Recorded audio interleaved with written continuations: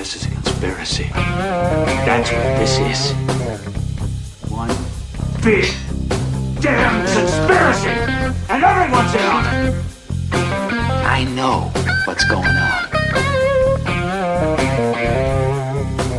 Did IQs just drop sharply while I was away?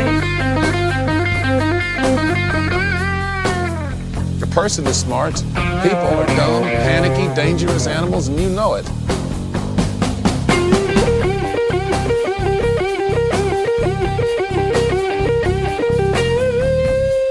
Did you see the memo about this?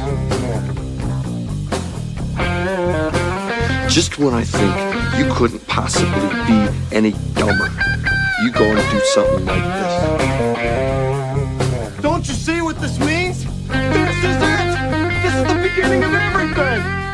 I've been waiting for this all my life! Welcome to episode 53 of your Missen the Point podcast, where we discuss the weird, the wonderful, and the downright bizarre aspects of life, as we have conversations with people from all over the world.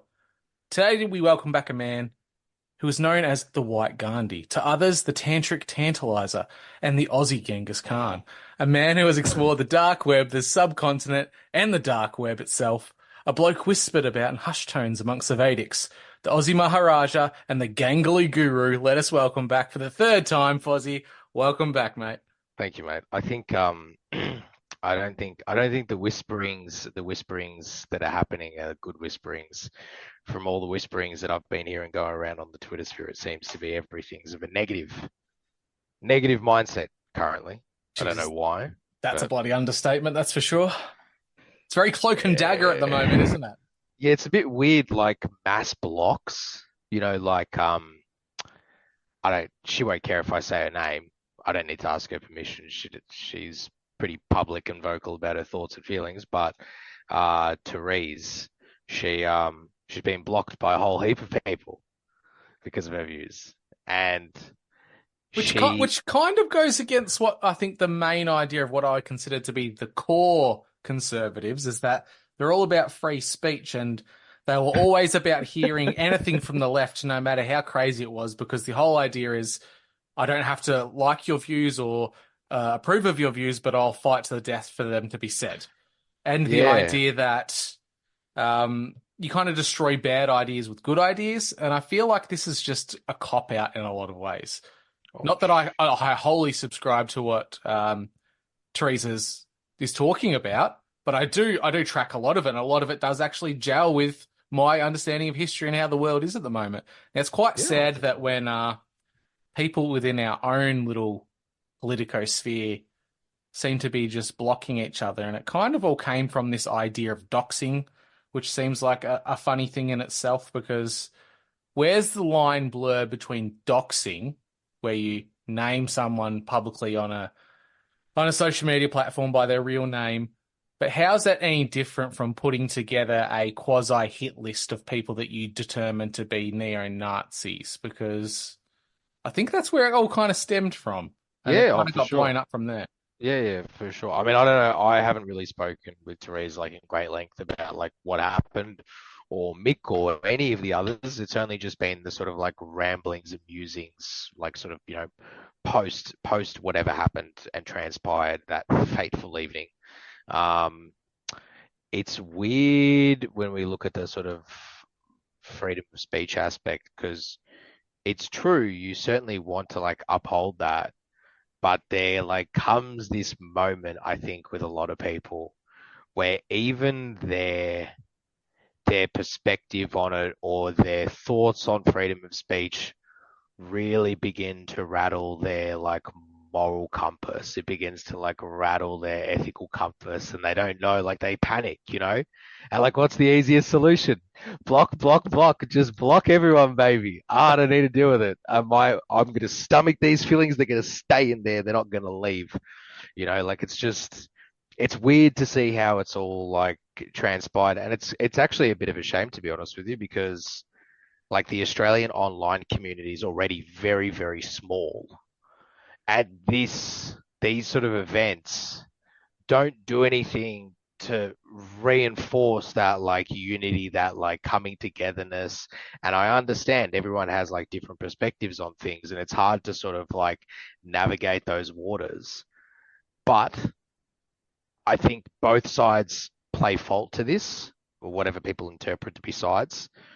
They seem to want to just like always, always draw the card about whatever political talking point is like the hot thing right now, as opposed to talking about like sort of fundamental problems within, the society or the governmental structure that governs the society, as opposed to like, oh, did you see that Anthony Albanese got married? Like, fuck, bro, I couldn't give two shits. I honestly couldn't. I couldn't care. Like, it's just distraction. That's all it is. But yeah, So just fundamentally, is this the problem that I think even right wing or conservatism has in the West? The problem that has an identity crisis, and that's why these communities are so fractured.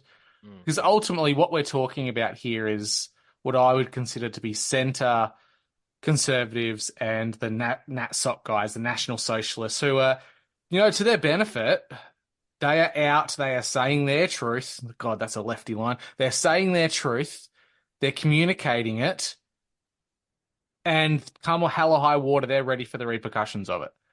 It just seems weird to me that even though we're so heavily divided as a community as is, why would you go to the efforts of blocking those people, but you would give groups of extreme leftists the time of day who are all about mutilating the genitals of children? It seems like a weird polarization for me. Sure, the National Socialist guys go down that heavily ethnocide type of nation where they want a nation of just white people, essentially, at the end of the day. But all the way up until that extreme point, they hold a lot of the conservative values of a nationalised Australia where the economy's strong, we're standing on our own 2 feet. They want Australians to come together. It's all down to that last 2 to 3%, which they differ on, which they have the same with the mainstream conservatives, which is weird considering we're the complete polar opposites of the purple-haired weirdos who are all about sexually brutalising children. It doesn't seem like we can come together as a conservative wing of politics to go against the big issues. And it's not just finding the identity of who we are as conservatives or traditionalists, it's figuring out what's the biggest battle. And I think the biggest and easiest battle we can overcome together and put aside all our smaller differences is the kids. Because ultimately they're the next few generations that are either going to turn left or turn right in the political game. And we have to protect them first, but instead we're arguing about people throwing Romans in the streets and worrying about people going back to snazzy uniforms and funny little mustaches for people from Austria. It's just a weird place to be in. We're so fearful of the precedent of history from one person or one political group that we're allowing the other end of it to kind of take control at the moment. And it's weird as well because of the name and the thought and the sort of persona that like the National Socialist movement like sort of adopts. It adopts conservative values with left-wing identity politics. Absolutely, it does. It's a bit. I understand why it is that. I understand why it has come like out of the underground. Like I truly do. Like you can look at like from the sort of 7 years leading up to the removal of the white Australia. So obviously over like sort of a 7 year period leading up to, I think it was 73 is when it was officially removed. And I believe 66 is when when the removal was underway. So like they had to take certain parts out, like certain like you couldn't just take it all out. Like the whole system would come crashing down. So, the sort of, and it's weird because it came in the same time as like foreign banking begun to like take root in Australia as well, which is really interesting. But anyway, it's like that's what had happened, and the results of that have led to a huge increase in migration to Australia, which I think, generally speaking, most people don't have an issue in small amounts, and as long as the immigrants that you are bringing in are like skilled workers. Like there's no point just, and I've heard like Islamic imams talk about this. I've heard about I've heard like Jewish rabbis talk about this, politicians talk about this, about like when you are a country that wants to export people, it's absolutely crucial that the one thing you try to avoid, as well, generally speaking, from like a moral good, the one thing you try to avoid is just sending the trash. Because if you just send the trash, like it begins to break down your relationship with that country. Because if you bring in too many of one particular group in a short amount of time, that waters out that culture that's already existed there. It And leaves a sour taste in the mouth for the native yeah, of populations a little course. bit too. Dude, you could like just point to like the Cronulla riots as like a prime example of what happened when there was too many Lebanese that came in such a short amount of time. I don't particularly have a quarrel with the Lebanese community, but like how Cronulla riots played out and the years leading up to the Cronulla riots, where there was constant gang fights, there was raping going on, like it was wild. And then obviously, just like the National Socialist movement is doing, is to what the locals around the region of Cronulla were doing the years prior. And that's being vocal in councils and stuff like that. They were protesting in the fucking streets.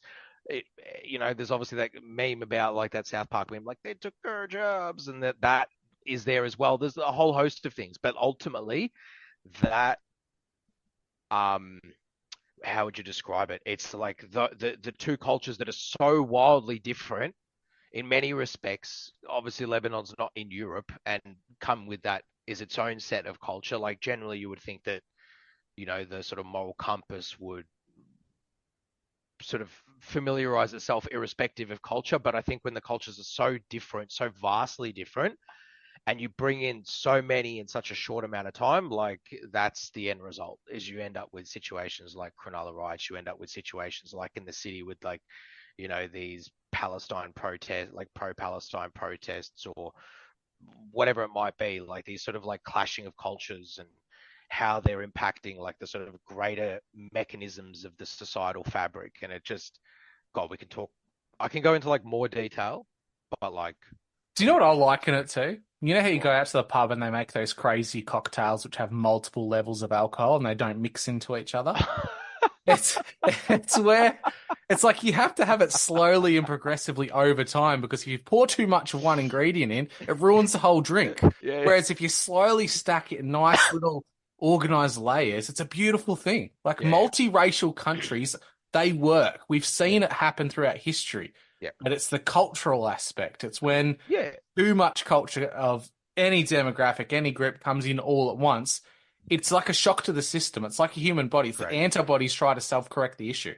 Absolutely. Whereas if it's say like a surgery where a pin's been put in your arm, your body doesn't fight that off because it's been done in such a surgical, precise way that it's there to stay the course. Yeah, correct. It's weird to see how it's sort of molded Australia in the last sort of like 15, 20 years or so.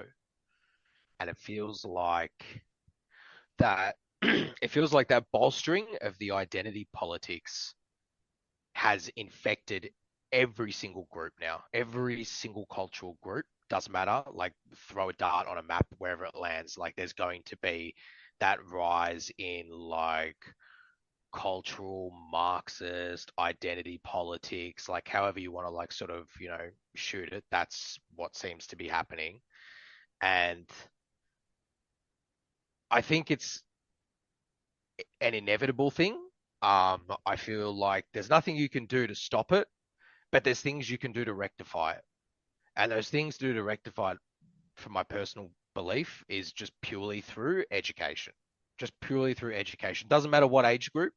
It doesn't matter if it's a child. I mean, obviously you don't want to like indoctrinate fucking children first and foremost from the education sector. And for me, that also includes that 9 till 5 mind mapping meld that kids go through. But irrespective of that, I think it's just about like educating the masses and what happens when, government intervenes with the cultural identity of that nation, when it really like wants to sort of harbinger these cultural Marxist identity politics that are built into it. Because obviously left-wing governments love what? What do they love?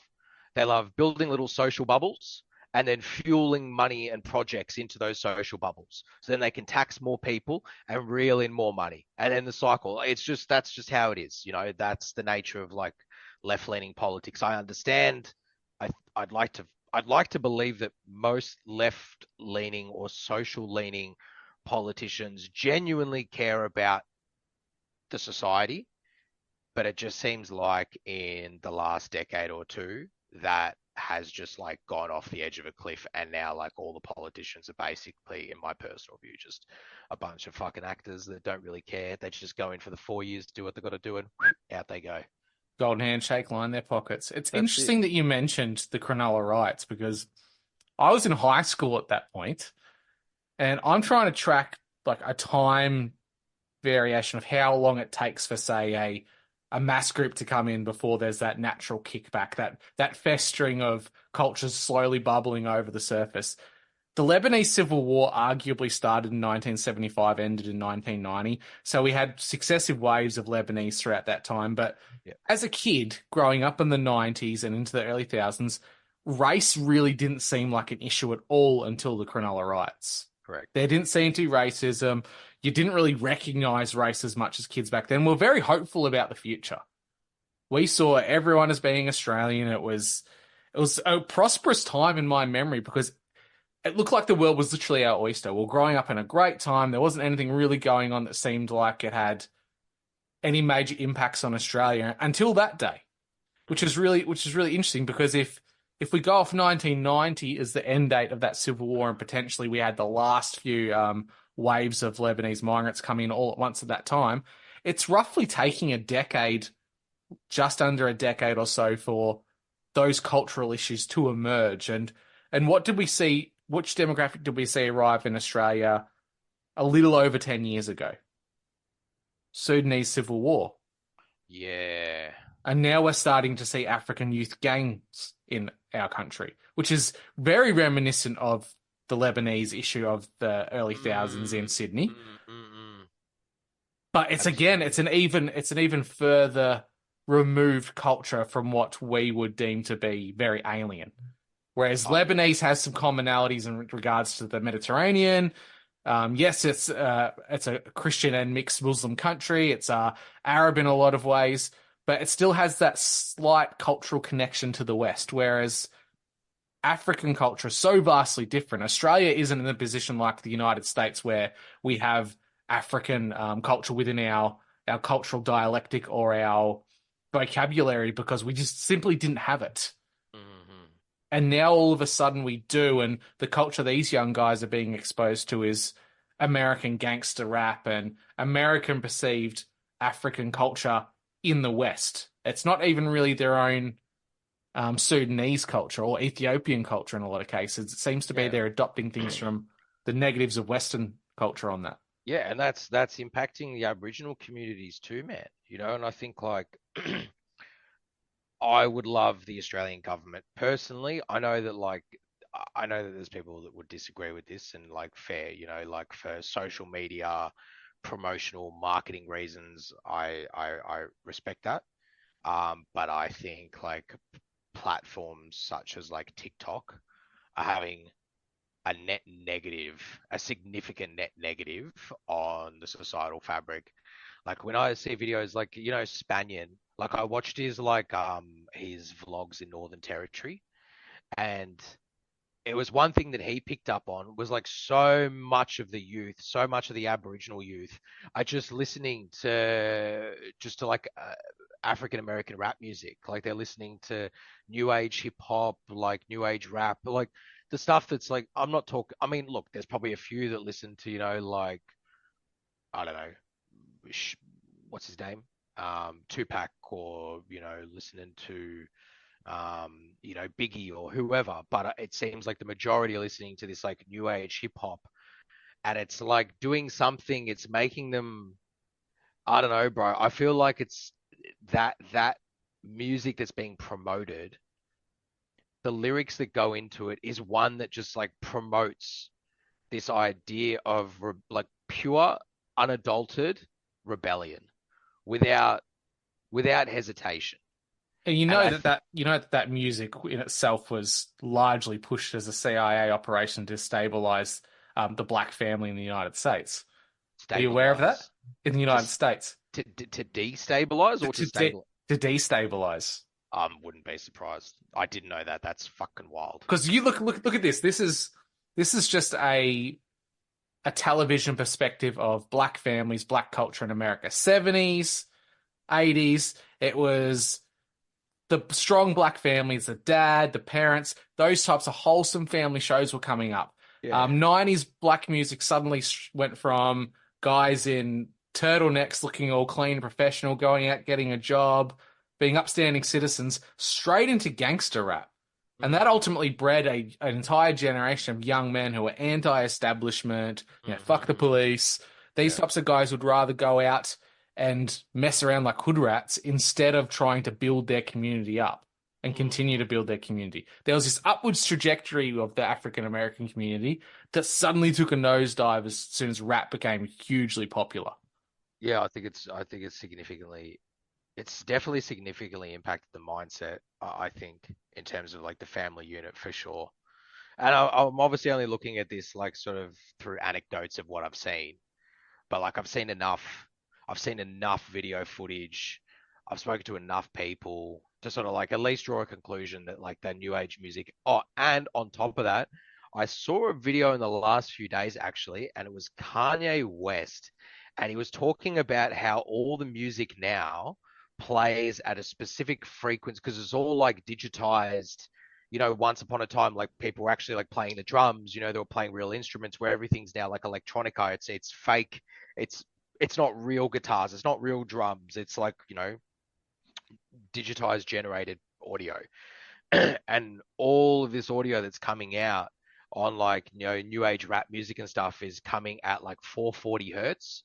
And apparently 440 hertz blocks off it gets you addicted to your root chakra. So like your mental cognition like just sits in your lowest chakra, and the music blocks off that pathway that allows you to sort of like ascend up and become a better version of yourself.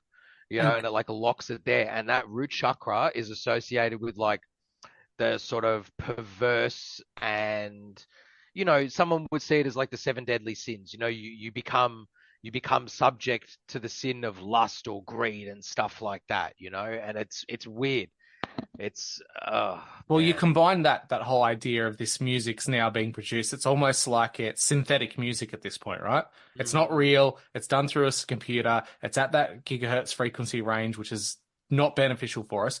You combine that with TikTok, and things are in short nanosecond clips. That's wiring the brain to have dopamine hits at short little bursts. Tension spans are down. It's literally dumbing down a generation. It's quite interesting because people always bang on about, in China, they only show wholesome educational things on TikTok. This is a Chinese weapon. No one goes in to look to who actually owns TikTok. It's not the CCP. The majority stakeholder in that are US people. Oh, really? US government officials own the majority shares in TikTok. So it's not just a CCP weapon. It's a weapon that's being weaponized by some of our greatest allies, air quotes, and pushed out on the youth of this generation. Arguably every generation for the next 10 years are going to be inundated with this stuff. I think all the nations that are a part of BRICS, actually either have TikTok banned or don't allow a very like censored American version. Media. Yeah, like they're sort of pretty restricted when it comes to the nature of like what can come in from the influence perspective of America. Like they're pretty blocked off. Like TikTok's flat banned in India, like flat out banned. And so is vaping. But anyway. Hey, they got something in common with Australia now. Look at that. Yeah, well, theirs is actually like proper banned. Like they don't even have that. Like you can obviously get a prescription for vapes here, it's so weird. Like, bro, just fucking ban them. Like if you want to restrict them, bro, just ban them. I personally couldn't give a fuck if they were banned personally, but anyway, I think they're just worse than cigarettes. But I'm biased because I'm a cigarette smoker. But they're also gayer. Like, Yeah, I'm going to but use a this is the thing. 90s derogatory term for it. It's gay because it's synthetic smoking. If Yeah, you're going to harm your lungs, do it the traditional way. yeah, that's it. And the Don't do it chemical, digitally. the vegetable, like it's the liquid that's burnt. It's made up of vegetable glycol and something gelatin. Might be like vegetable gelatin or something. It's very basic, but the coils and the material that absorbs the liquid that burns, like that material is just plastic. So when you're burning it, when you're burning that coil, you're just inhaling microplastics, bro. You're just inhaling like basically micro bits of petroleum and shit, like, and it just clings to your lungs. It's like you may as well just go and like dry cut saw like concrete, like in your house without any like ventilation.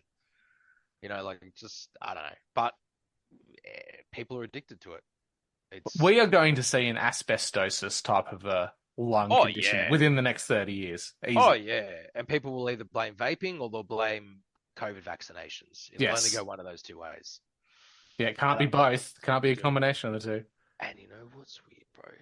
This COVID vaccination stuff, like I pretty much like bottled it down and just like, try to avoid speaking to people about it. Like I'm unvaccinated, but it seems like the fruits, and I don't want to refer to it as fruits, so I say this with like a heavy heart, and I'm looking at this purely through the lens of these pharmaceutical companies.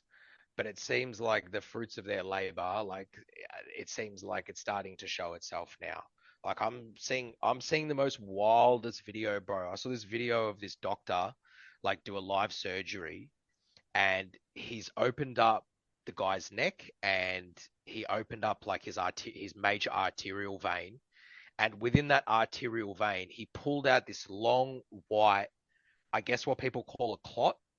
But then like he pulls it out, and he's very meticulous when he does it. He pulls it out, and it's within the actual arterial vein, but it's not bloody. Like, yeah, okay, it's got like veins in it, and it's white, and he's like pressing it, and it's It's like very, very, very rubbery.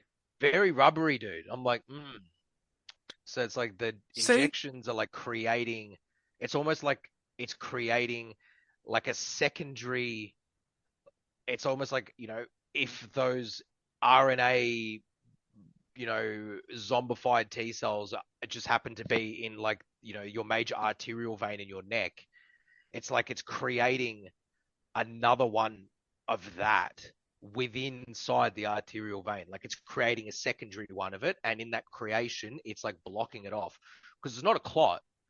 Like it's not just a bloody clot. Like the bloody clot, like you can see when someone pulls out a clot, you're like, yeah, okay, that's a clot. This is not a clot. This is like it looks like a plastic straw that's been like melted Dude. and shoved into someone's vein. I've got to tell you what Rudolf Steiner's take on all this is. Do you know Rudolf Steiner? I do Education. Very well known amongst education. He created Steiner schools. He has a very controversial approach to education, but it's taken up across the world. It's very big. Okay. He was what's considered a futurist, and he developed this approach to education, which in a lot of ways it works really well, and in a lot of ways it doesn't compared to the government system. So people tend to jump on board with it because it's not the mainstream. But the interesting thing is this is a dude who went heavily down the rabbit hole of ancient cultures and the Aryan people, and he said the world would end when people are injected with a type of vaccine that has octopuses in it. And early on in the whole COVID debacle, there was very close microscopic images of what's in the vaccine, and what's looked like the lipid nanoparticles joining together and forming what looked like a multi-pronged octopus type shape. Dude, that's wild. Wild, right? But you're not. I don't think you're far off the point when you said it's the fruits of their labor, because I think it is. It wasn't just a psychological experiment to see what they can get away with on people. It was a huge medical experiment in multiple ways. I think ultimately, the people who are using this RNA technology, or mRNA, whatever you want to call it, one of the two, it's not a new technology. It's been around since the 60s. I think ultimately, in a lot of ways, the people who created this technology are trying to avoid death. They're trying to extend their lives. Arguably, and theoretically, you could extend one's life with a perfected RNA injection that continues to regenerate your cells. That could be done through the mechanism of RNA or mRNA. Now, was this just a mass test on the majority of people to see how much the human body could tolerate? If people would die from it, what effects it would have? And secondary to that, whatever side effects do occur out of this, the drug companies are going to have the treatments and the cures for these reactions to the shots. They're kind of, that is literally the fruits of their labor. They're getting all this data out of it, and they're potentially treating the side effects further down the line. Yeah, I agree with you on the part about their pharmaceutical companies, WEF, WHO, governments, whatever, all participants, you know, that want to see how this behaves. If I'm to go like right out there, like what's the end result of this particular type of technology? Like, because you obviously think like, okay, if I'm a government, if I'm a government worker and my particular, you know, I'm the head minister for whatever it might be, like military, science, whatever, I'm going to ask the question, how can this be turned into a weapon and how can it be used against us? That's like, in my mind, that would be like a no-brainer question if I was working in that particular like department, whatever within the governmental structure.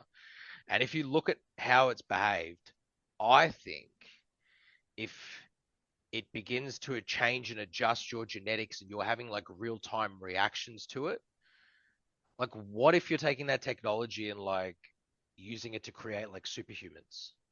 And I'm not saying like it's an episode of The Boys where like, you know, Like Universal Soldier. Look, probably more akin to like Universal Soldier, like Captain America style, like someone like has, you know, denser muscle mass, they're able to run faster, hear better, see better at night, stuff like that. But they're just trying to make Spartans.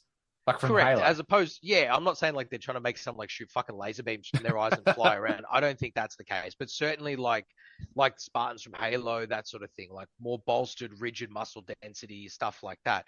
Which in my mind, I think like cool, you know, like yeah, maybe if it was actually like a fucking Halo scenario where like we're being invaded by aliens, which I think is coming up on the horizon. I think all these wildfires and stuff, I think these are going to be the scapegoats for like the Independence Day, like laser beams. I think that's what it's going to be.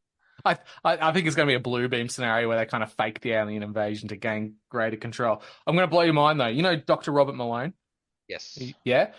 He was arguably the man who patented the idea of mRNA technologies. He worked for the Department of Defense when developing that technology. Oh, shit. Of course he was. So, and another thing for you, like you said, a weapon. It could be a weapon in genetically creating stronger, more agile soldiers for the battlefield. But the lipid nanoparticles themselves could be a delivery mechanism for some kind of worse disease. Oh, correct. Because it's protected, it could contain something within it, where the lipid nanoparticles, if exposed to a frequency, because we know frequencies can shift, augment, and change the shape of things. It completely breaks down the molecular structure. If it pulls apart the lipid nanoparticle and then releases, say, something like a virus that has a 98% kill rate where you bleed out all your orifices and you shit yourself to death, that's something that a lot of the conspiracy theorists were going with. It wasn't so much the mRNA issue of spike proteins. That was kind of a secondary kind of, yeah, it sucks, but I think the bigger, more dangerous Dr. Evil kind of approach to this is that you have a virus that's already within people that's been placed in them, and they use some kind of frequency to set it off to kind of stage the next, air quotes, pandemic. You know, I wonder, I've seen a couple of videos, I've just seen a few things recently, and these are just like real-time thoughts that I'm having on this. So there's the video that I've seen of a lady like grabbing a fence. Her eyes are like basically, she's like fucking losing it. Like looks like a zombie.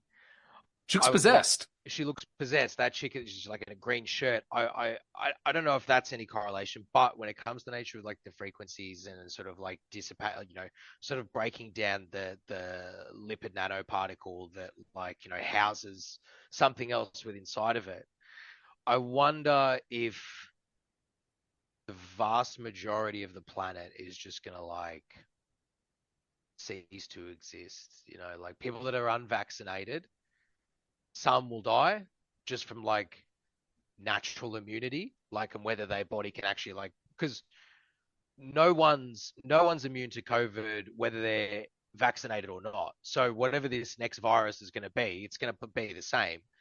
But I suspect that the people who are like, 2 and 3 jabbed, maybe the third is like the primer. Maybe if you had like the first and second, there might be like a sort of like survival rate. It might be low, but like there might be a survival rate. But people, it seems like, if you've had that third shot, that primer, like, you know, you're gonna be off. And I saw a report late last week, and this is for Australia, apparently, and this is purely based on the numbers. Remember when like the doctors were like giving injections, they had to basically take down the person's details.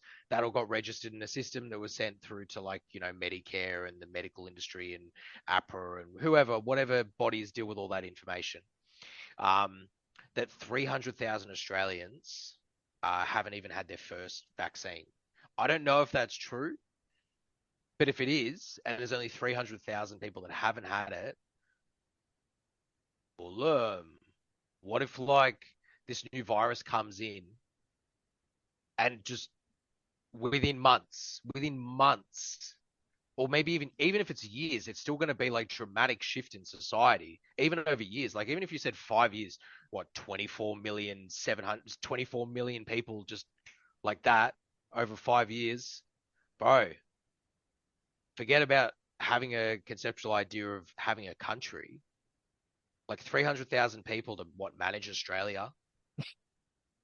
And then there's a flow on deaths from just societal collapse of those unvaccinated. Bro, the cities will be abandoned. The crematorial facilities will not be able to keep up.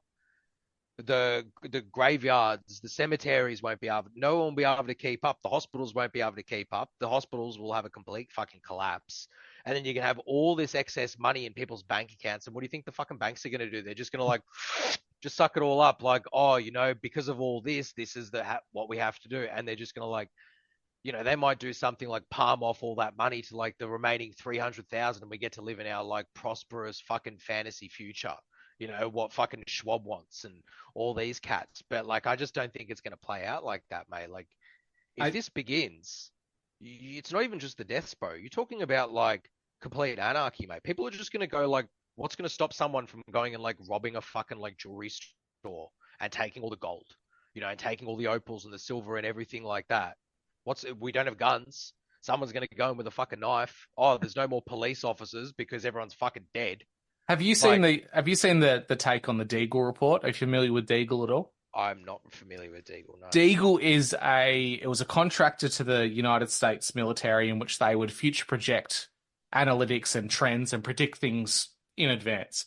They had a prediction that the Western world would see a massive population decrease by the year 2025. Australia is supposed to be reduced by down to, I think it's either by 11 million or down to 15 million, one of the two. Can't believe I can't remember that as a conspiracy theorist. Anyway, it roughly equates to the populations of each capital city in Australia just being wiped out. Which to me, if it was going to be the whole the COVID ultimate death shot, which a lot of conspiracy theorists had at the very start, we'd have to see a lot of people drop off the perch within the next 12 months. A lot of people. I think we are, bro. Even like birth, mate. Like you can probably correlate, like even birth rates going down. You can probably like associate that in maybe not en masse, but you could probably associate that with deaths as well. You look at, I still wrap my head around like the birth rates like completely plummeting. Like they're already shit. But like seeing December 2020 and then seeing December 2021 for a 6.5 million population state and only seeing 20 births for 1 month, like, bro, please. Like we introduced the vaccine February 2021. Pregnancy is 10 months gestation, like 10 months is the total pregnancy from like moment of conception to fucking moment of birth. And like, okay, the numbers have completely dropped off from like 4,000 or something. I don't think it was 4,000. I actually think it was even lower than that, to be honest. But it was a very low number in like, the 2,500s, maybe to like 3,500, somewhere there. I'd have to go back to the ABS, the Australian Bureau of Statistics, and have a look. But even seeing that, you look at birth rates are down. The crematorians are packed. The coroner's another one. Like all these deaths that have been coming in, dude. Because I'm dealing with my stuff with my old man. I spoke to the detective on the case about how come, this a little while ago, this is going back like about a month ago. I asked him how come the coroners take so long. He's like, there's just so many bodies that are coming in with suspicious deaths. He couldn't give me specifics. Doesn't matter what it was, but whatever's been deemed as a suspicious death, it doesn't mean that the person had to be stabbed. Like No, they could just definitely they not. could just be found like facing flat down, facing laying face down in their backyard, and they've had like, I don't know, a heart attack from one of these like crazy, like white rubbery clots in their heart or something like that. Like, So that, don't get me wrong. There's clearly a trend and a very noticeable jump in all cause oh yeah, death in yeah, yeah. Australia. For it to hit the levels that Deagle report suggests, we would have to start seeing 10,000 people dropping dead any given day within the next, like huge amounts to the point where you would see major infrastructure just start to collapse within the next couple of months. Scary shit nonetheless. Like the all cause excess deaths that are happening need to be looked at. You don't get me wrong.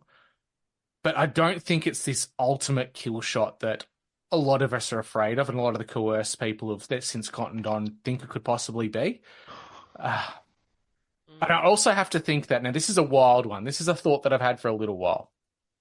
If you, as some kind of nefarious three-letter agency who really runs the world, shadow government, whatever you want to call them, fucking Satan worshippers, Fozzie, if you're one of these groups, would you inject the majority of the world's population to kill the people who follow orders? Or would you inject the people who follow orders with an immunity to something you're going to release later on to kill off the people who don't follow orders? No, because that's not how like survival of the fittest works. I'm afraid. Even those guys at the top, even the Schwabbies and the Trudeaus of the world, like even they know that, and So they I'm know I'm thinking of this in the lens of they don't care about survival of this. These are transhumanists now. They don't correct. really care about the evolutionary side of things and having the strongest, the fittest for their plebeians. I'm thinking of this in a case of, and let me just pull this thread out a little bit longer. They inject the people with the immunity to whatever they potentially want to release later on to kill all the purebloods, kill the people who are against the establishment. But at the same time, they're injecting people with software updates, things that continually update the human being with operating protocols that essentially are going to create a worker class who are entirely and wholly dependent for their life, literally their life, their health, the procreation of the human race, all on the system.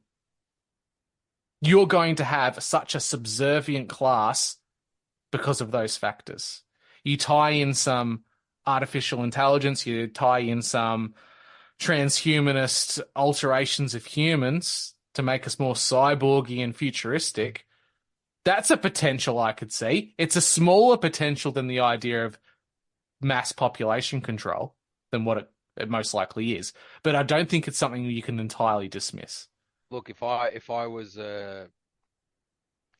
worked as like a head scientist, at lab in Wuhan or wherever, Ukraine, wherever, it doesn't matter, and I'm being given a project,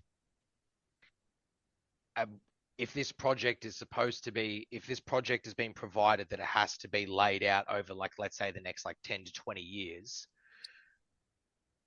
if I have to create something to achieve a task, right, I'm going to run into like many problems. I can't just, there's not one shot. There's not like a one size fits all approach. I mean, the one size fit all approach is a nuclear bomb, but that's a bit more.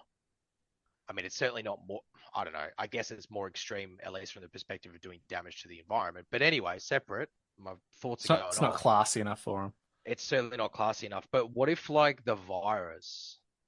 Because it's clear now that it's been genetically modified. Like, without a doubt, I don't think you'll find anyone, even like the mainstream, that'll disagree with that now, as opposed to when they were disagreeing with it originally. But what if you're right in the sense that like the virus can be updated or given a certain set of, or maybe it has a certain set of parameters already built in that it's able to shift and adapt based on maybe like the genetic markers of the person. So for example, and I'm not talking about genetic markers, the individual that gives them their own unique fingerprint, but as opposed to like sort of racial genetic markers and stuff like that. And or what if the virus is constantly, this thing's constantly adapting and shifting and spreading, and then constantly adapting and shifting and spreading, because obviously we've got like long COVID now. I think I got impacted by long COVID, to be completely honest with you, when I got into Mumbai, because I had a cough that lingered for a little while. Like I felt pretty crap. Like I'm okay now, but like at least for a month or two, dude, I felt pretty shit. Anyway, and I think that it's not out of the realm of possibility, let alone the realm of probability, that you can create a virus, but also create its evolutions as well, and how its evolutions are going to come into being. Totally. Think about like giving, you know, Jigglypuff a fucking moonstone, and then she turns into like Clefable.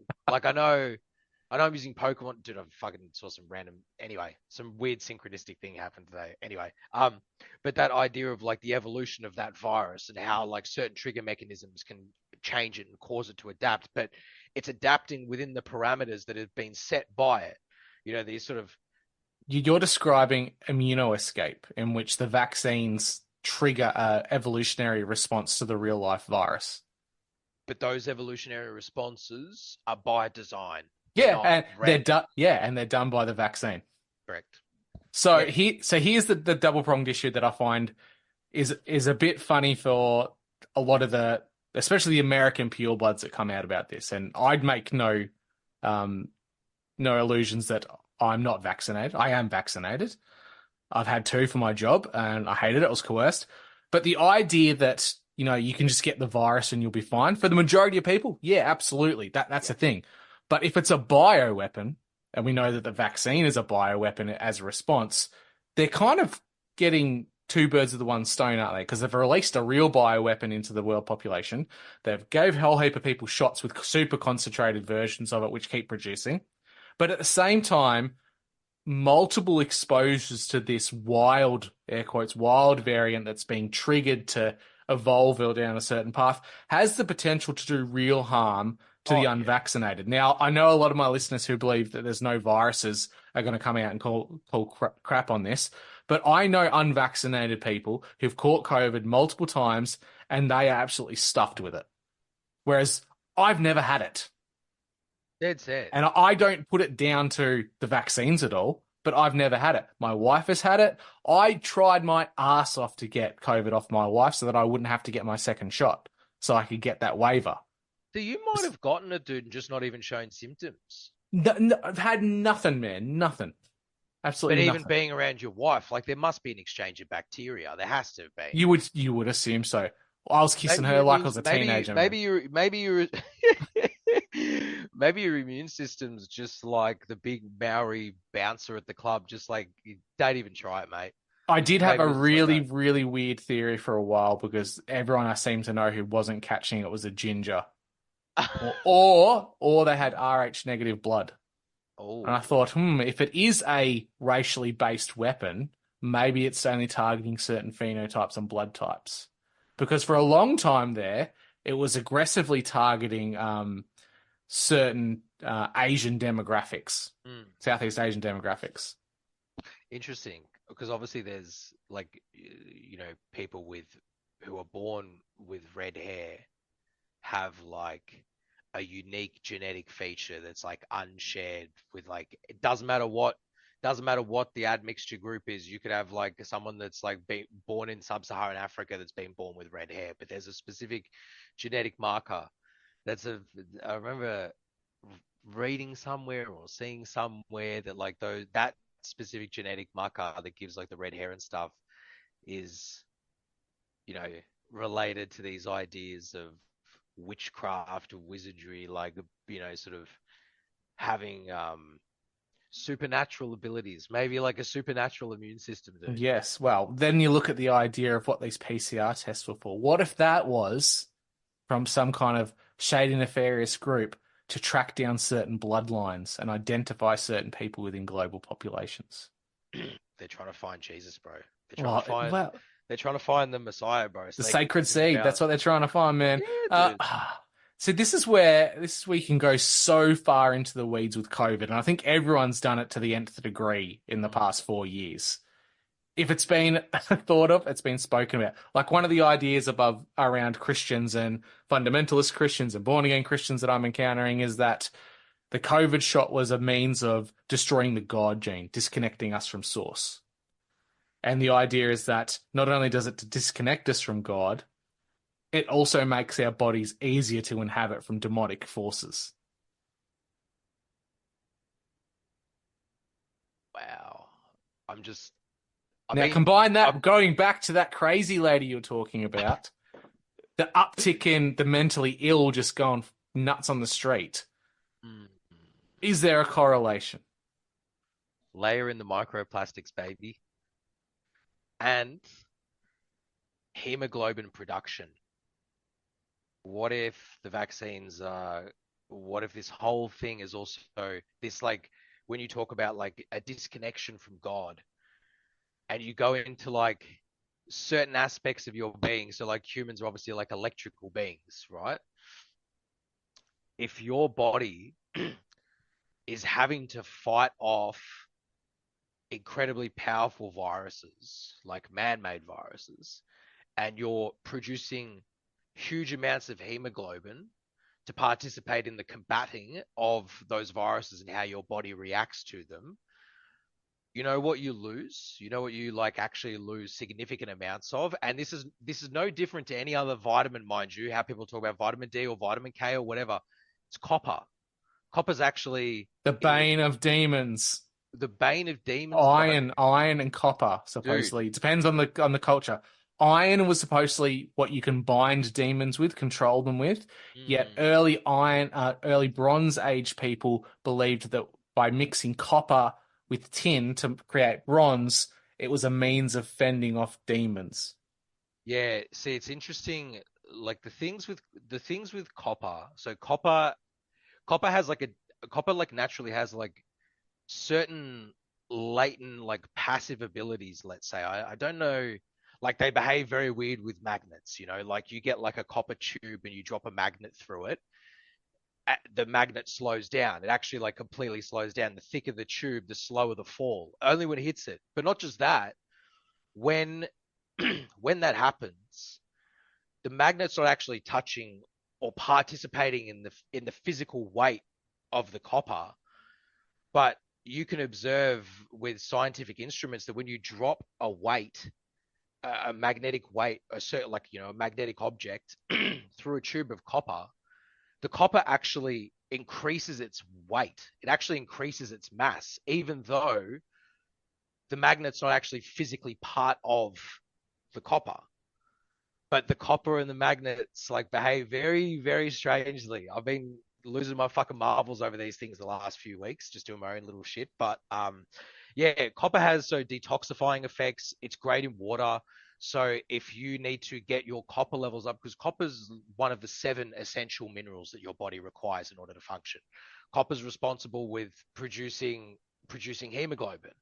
So if you're losing copper at an exponential rate because of these vaccines and you having to overproduce hemoglobin and you not taking in enough supplementation of that, I would say get some copper in your glass water bottles and just like drink it, bro.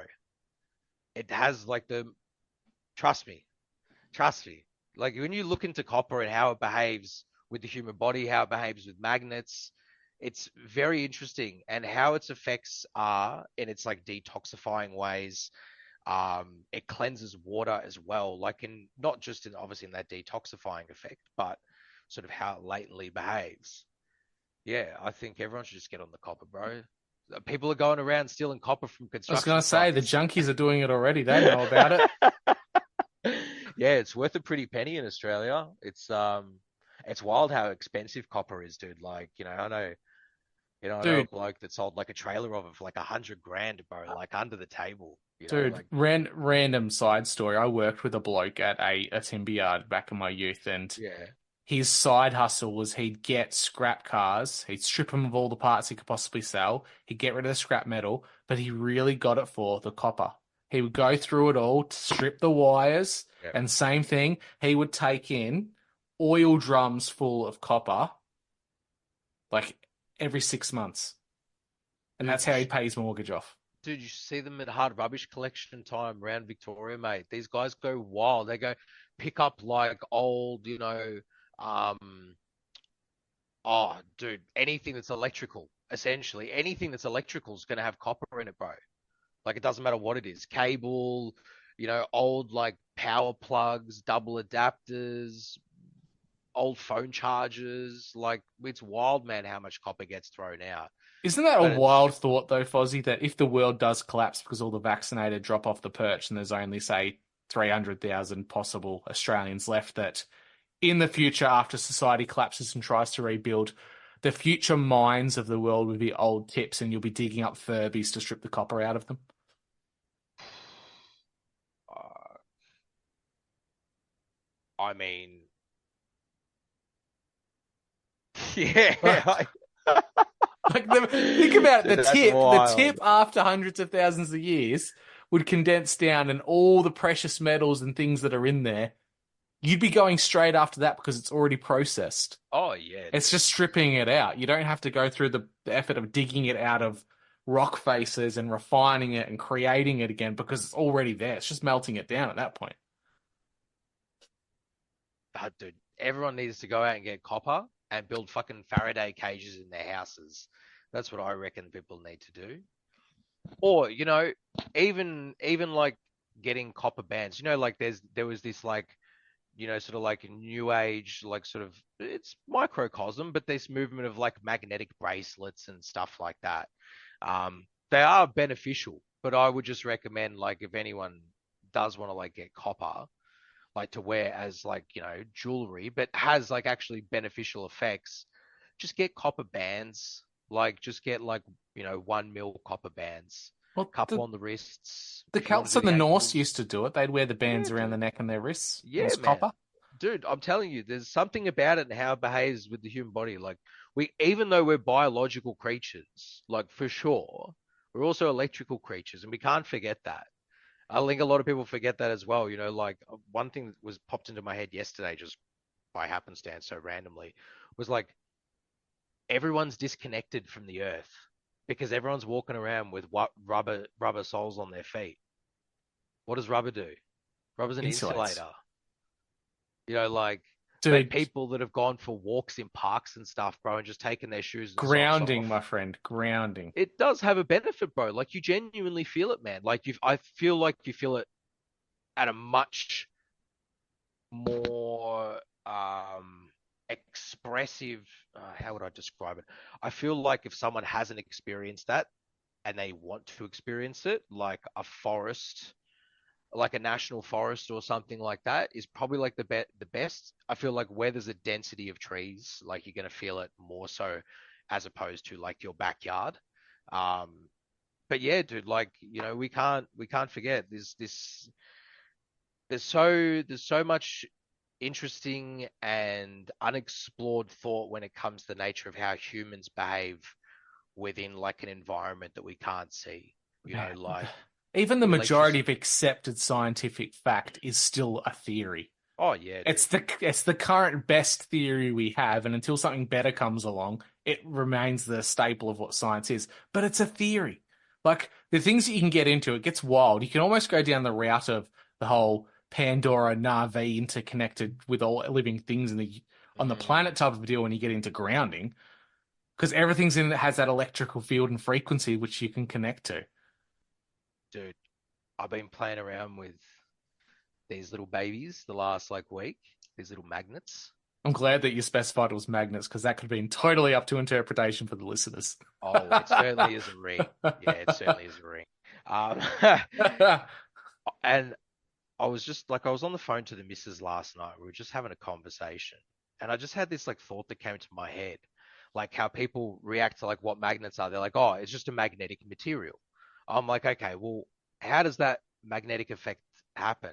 And I thought to myself, like, and this has just been like a culmination of thoughts, sort of from my travels in India and up to now, and just things I've put down on paper and whatnot. And I wonder if like magnetic material actually pulls in the sort of like latent energies that are around and allows them to be utilized by us. So like, there's a piece of steel that by itself it's nothing. But like when there's a magnetic material that's there, yeah, it's pulled into that like magnetic effect. But what if that magnetic effect is actually drawing upon the energy that just is around us and actually like pulls it in? So like ferrite just sort of harnesses those latent energies that are sort of like surrounding us, that atmospheric current that we're just like constantly walking around within. But there's only certain minerals that allow you to sort of like utilize that energy. Like I think that's why Tesla was like, I was going to say Tesla the man. I think that's why he was so obsessed with magnets. I think he saw like this endless possibility. I've got thoughts on like the sort of like sacred geometry of things and how those can be like sort of used and harnessed for channeling that. But could you imagine how different society would look now if we didn't go the way of Edison and Tesla won out on that? Because all you would have is these giant erected towers randomly, somewhat not unlike how 5G towers are everywhere, but pulling electricity from the atmosphere and harnessing it. Instead of this system we've got now where we create energy through explosions and burning and then pushing it through concealed cables underground and across power lines. It's like we've tried to dominate energy instead of just use it. Oh, yeah, for sure. Oh, fuck yeah, dude. Absolutely. That's just the way it goes. Hey, capitalism, baby. Money, money, money talks. And I get that. I totally get it. But like, it also baffles me when you've just got like the ability to have unlimited energy for your population, but you completely like, what's the term? Tunnel vision. You completely tunnel vision your focus onto these like microcosm ideas of what it means to like utilize energy or create energy. Obviously there's this big debate in Australia right now, like in some way, shape or form, maybe not like as much as I wish it was, but about like, nuclear energy. Like, of course, bro, it's stupid not to use nuclear energy. From a topographical perspective, from an ecological perspective, it's stupid not to. You can use anyone that comes along and just goes like, oh, you're going to have all this like, uranium leftovers that are going to... We'll have a Fukushima on our hands. Yeah, then you got that. I'm like, bro, show me tsunamis. Like, what are we going to do? We're going to put a nuclear power plant like on the coast of like far north Queensland. Like, I don't think that's going to happen. We're not going to have those sort of like, we're not going to have those issues. But anyway, my point being is that we've got all this abundance of energy to use, whether it is latent in the atmosphere, it is there. It's atmospheric currents, atmospheric electricity. We walk through it all the time. It's there. But and I say we because I think this is more of a societal problem, birthed from a problem from government, but nonetheless still a societal problem as well, where we like really narrow our understanding, because this idea that humans shouldn't have energy or have the availability of unlimited energy that you can then be the best version of yourself. Like if you cannot accept that as like a fundamental principle for humanity, in my personal view, like you shouldn't be in a position to like navigate the waters of supplying energy to your country. Well, like this Chris Bowen cat is a fucking donkey. Let's go down this train of thought, because I like how I've kind of transitioned into this idea about Australia's energy infrastructure and securities and where we're going to. Outside of nuclear, Australia is so rich in liquid natural gas. Oh, yeah. Bro. We are now the world's largest exporter of liquid natural gas. We beat Qatar. Qatar makes $76 billion in profit off the taxes of that shit every year. Australia makes $2 billion in taxes. Look at the average life of someone living in Qatar. No income tax, no housing tax, no land tax, no taxes, period. Free education, free medical. We seem to still be paying out the ass for those things. All because $2 billion comes back in taxation from that. Yeah, it's wild to me, man. Like it's, like I don't know. I've wrestled with thoughts about getting into the political circuit and stuff, and just having debates with some of these cats and just trumping them on basic fucking logic and morals. But I think about how they sort of interpret how a society should function. And it just doesn't seem like a lot of politicians really have a good moral compass. I think once you get the limelight in your face, that 15 minutes of fame, in this case, ABC or SBS or Channel 10, Channel 9, Channel 7, whatever, doesn't matter where you're from, insert XYZ mainstream media. But I feel like when that grips a politician, and it's not like a bright and fluorescent sort of position to be employed within. It's not like you're working as an actor, or you're working as something that people scream and go see, concerts and this and that. It's not like a Taylor Swift situation. But when you get the limelight on you, I suspect these politicians get addicted to that. It's a drug. Oh yeah, and there's facilities involved to facilitate that. So the oh crap, what's it called? It's on the tip of my tongue now. It's where they all go and they do their little speeches and press club. The National Press Club. The National Press Club is the way in to become Australia's next top model politician edition. You know what I also think it is, though? I think that a lot of the time they're the NPCs. Oh, there's a few of them, yeah. Oh, because half the time you look at the whole idea of politics, and why I'm so turned off the idea of team politics in general anymore, is that you get the choices between John Thomson and Tom Johnson. Yeah, they're essentially the same person. They've got the same policies. They've got the same outlooks.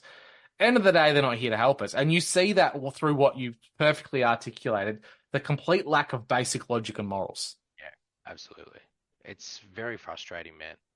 And I just think that people have just been baited by it, bro. People have been baited by it hard, man. Left, right, doesn't matter. Everyone's turning on one another.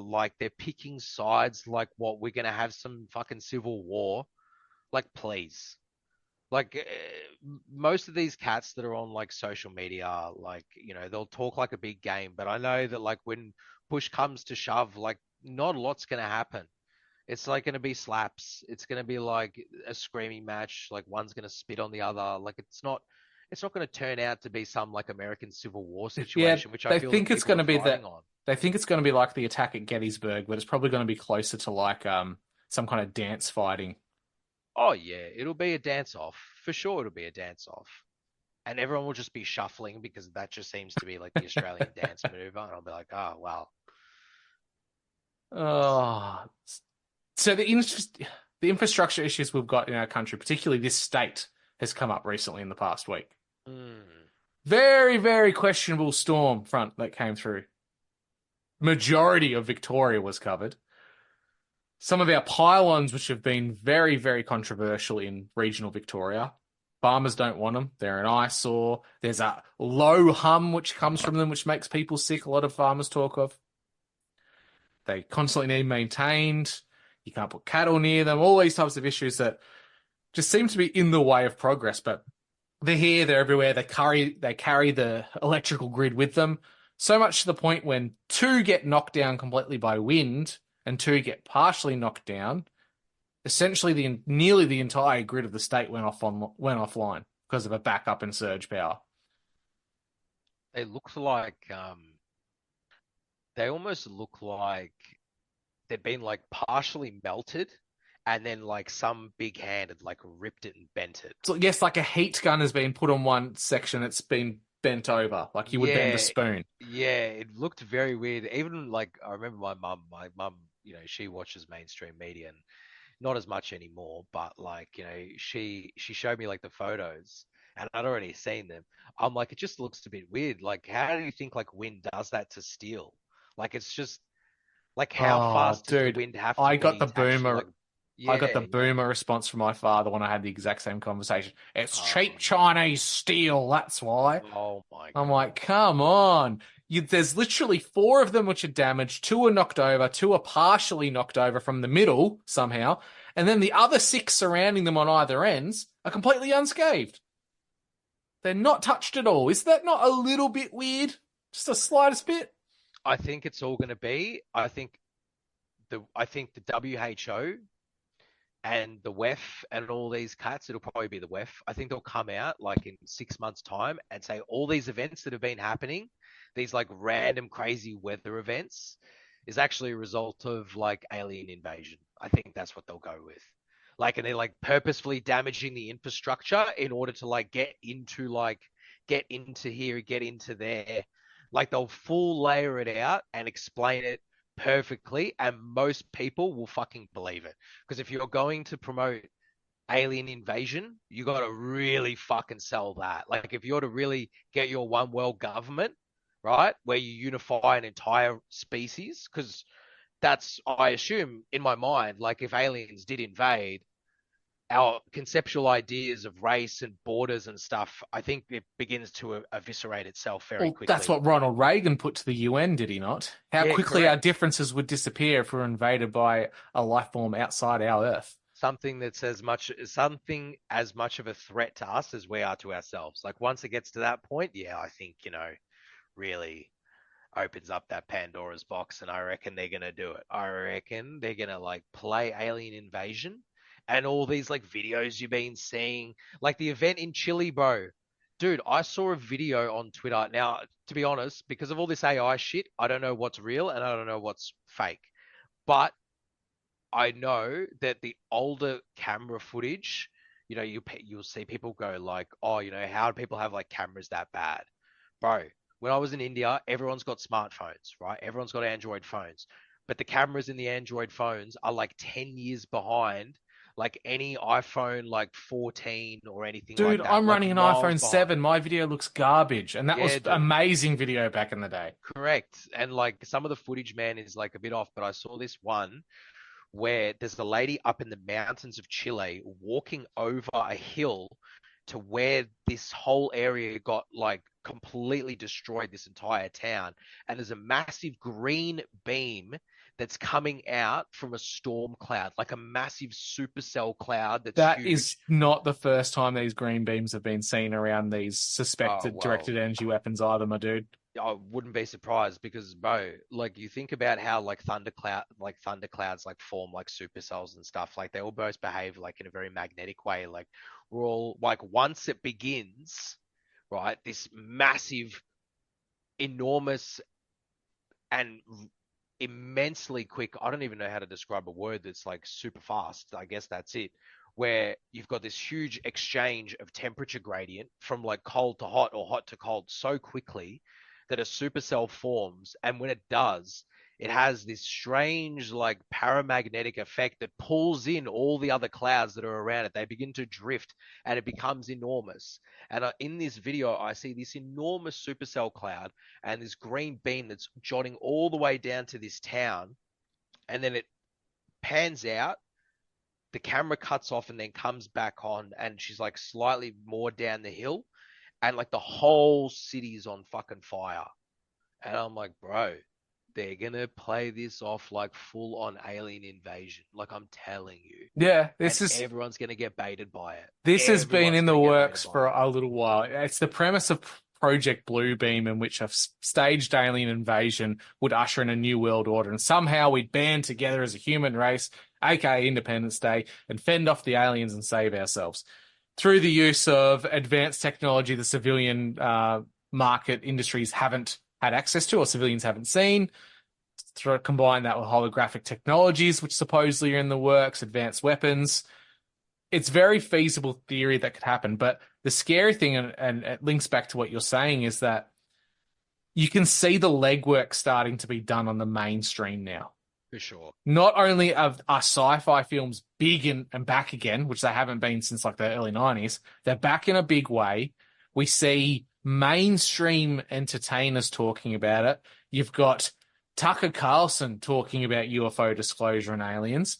But the thing that concerns me more is I think an alien invasion would be one way to solidify and control the world through a government, but they're trying to combine it with the spiritual elements of this. They're trying to say that aliens are demons. And Tucker Carlson's going, oh, there's definitely something visiting Earth. It's not from here. I don't think it's alien. I think it's demonic. And these demonic entities, they have technology we've confused with aliens, which I think that the if you go down to... I believe that. I do. I believe in the demonic entities as well. And I think that there's the fallen angels had technology which they passed on to man. And then they're so far advanced of us through their knowledge that that's a possibility. But I feel like they're weaponizing it. They're weaponizing the spiritual side of things, not only so they can conquer majority of mankind, they can conquer the spiritual war for their own purposes. And I think when we look at this... They did on South Park, bro. They'll try to unify Islam, Christianity, and Judaism into one, like twisted thing of itself. Dude, do you know what Raelianism is? Raelianism? Raelianism. Raelism. It is literally the Star of David with a heart and cross in the middle of it, or a swastika. And that's the symbol for the alien religion. Whoa. Oh, dude, this is wild. It's actually a pretty funky symbol. I'll be completely honest with you. I'm actually kind of digging the symbol, but like, dude, this is wild. But it even goes down the idea that, and there's a few prominent people within the conspiracy theory community that I butt heads with a little bit, which I don't disagree on all the things they say, but they twist it in such a way that we have some kind of our relationship with God was actually aliens, and they're not really, it wasn't really God, it wasn't Jesus, it was just this whole alien outside entity LARPing as a god to control us. That's what Raelianism kind of comes back to.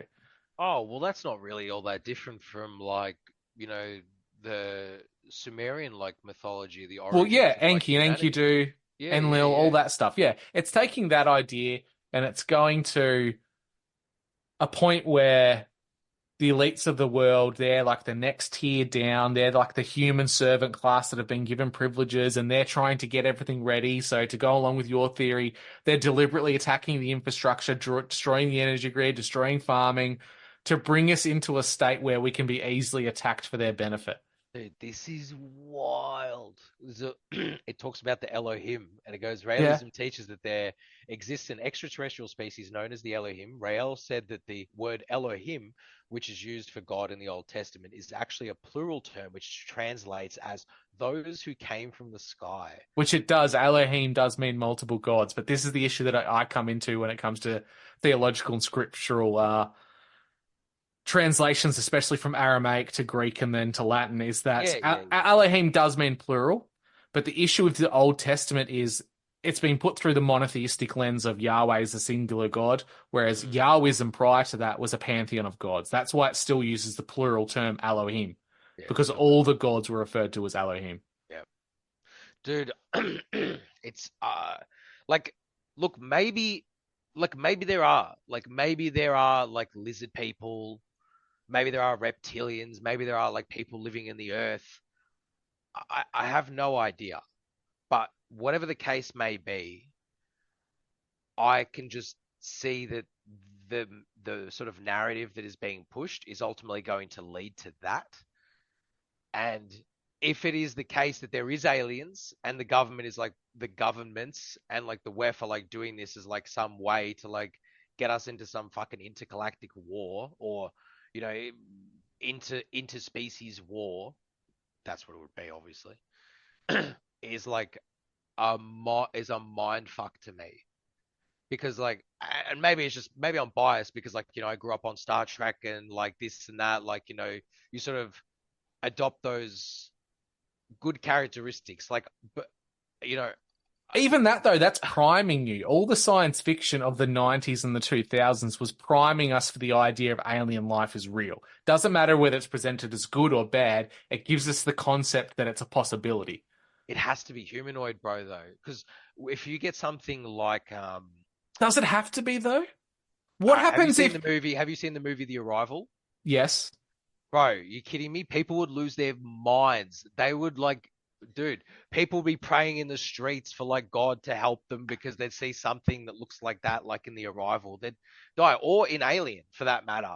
Like if you said get something like that, if you got like a humanoid, like something from like Star Trek that like spoke English, you'd be like, okay, well, we can at least communicate. Like I'm a little bit, you're a bit odd. You're not from here, but I can at least, have a chat with you and get to know you. This bipedal thing from Arrival or an Alien, nah, forget about it, bro. People are going to be like thinking. Of course they would. This is the thing though. If alien life does exist, we're still stuck on the human idea that it's going to be carbon based. It could be silicon based. Yeah. It could be from an atmosphere that's toxic to us. We don't know that. It could be any kind of form that we can possibly imagine in our wildest imaginations. I don't put anything beyond some kind of super intelligent gas that can communicate telepathically. Like the ideas that are presented in science fiction are there for a reason, but I think what they would try and sell us is if it was that kind of faked alien invasion of blue beam, they would present us with either lab grown, AI generated, or very good Hollywood effects of something that's very reminiscent of us. Yeah, for sure. Enough that we can see the commonalities, but the commonalities that scare us. Humanity, the way we treat ourselves, is fucking horrific. And if we saw our own commonality in something attacking us, we'd be more scared of it than I think we would of something that's completely alien. Oh, absolutely, man. Absolutely. It's going to be interesting if this does play out how I think it will. I'm really interested to see humanity's overall reaction from like the Western lens. Actually, from any lens, it will be interesting to see people's approach. I feel like the Indians will really get it, and they'll be like, "Let's be best mates," because like the pantheon of gods is like already like there. This sort of like idea of like, because you've got like Viharas and stuff, these like gods that have like, like the heads of animals, like a head of a pig or a head of like a fox or whatever. Blue skinned people with 6 arms, yeah, kind of wild stuff. Think Avatar, like that's all normal. But like, you think about like, what's like a real staunch, like stand up sort of nation that doesn't really deviate. Like let's say Poland, they'll lose it. They'll like a place like Poland, bro, they'll lose it. Yeah, man. Because they're so based. Well, this is the thing, and this is an aspect of Project Bluebeam that's going to blow your mind, right? You have the alien invasion. Humanity's getting their asses kicked, just really handed to them. Their cities being fucking obliterated on national television. People are exiting the cities in masses. People are killing each other in the streets for toilet paper and a can of food. All at that time, each individual deity from all the major religions on Earth form in the sky above you.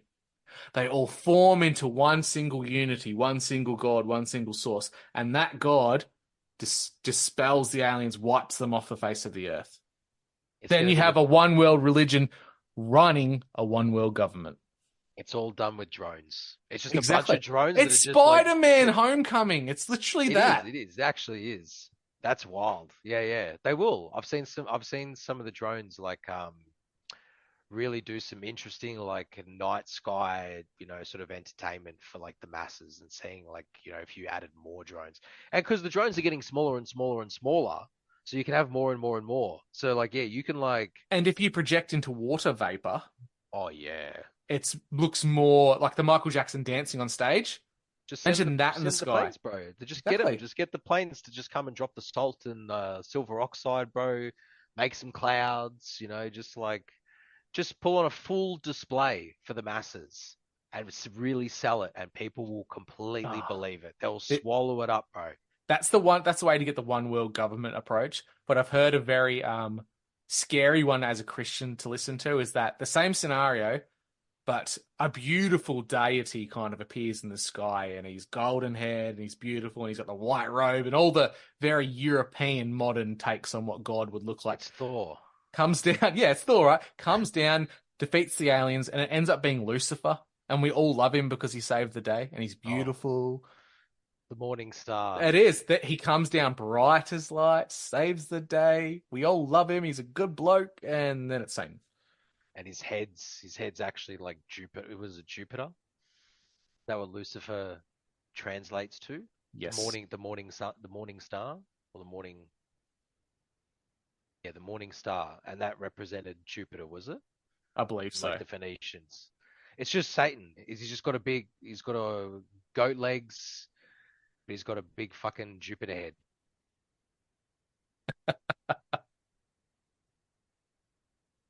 I don't know what's going to happen, bro, but I think humanity's really going to. Oh, and you know what? If they do that, and it falls in with the same line where you're also like massive amounts of people are just all of a sudden dying off.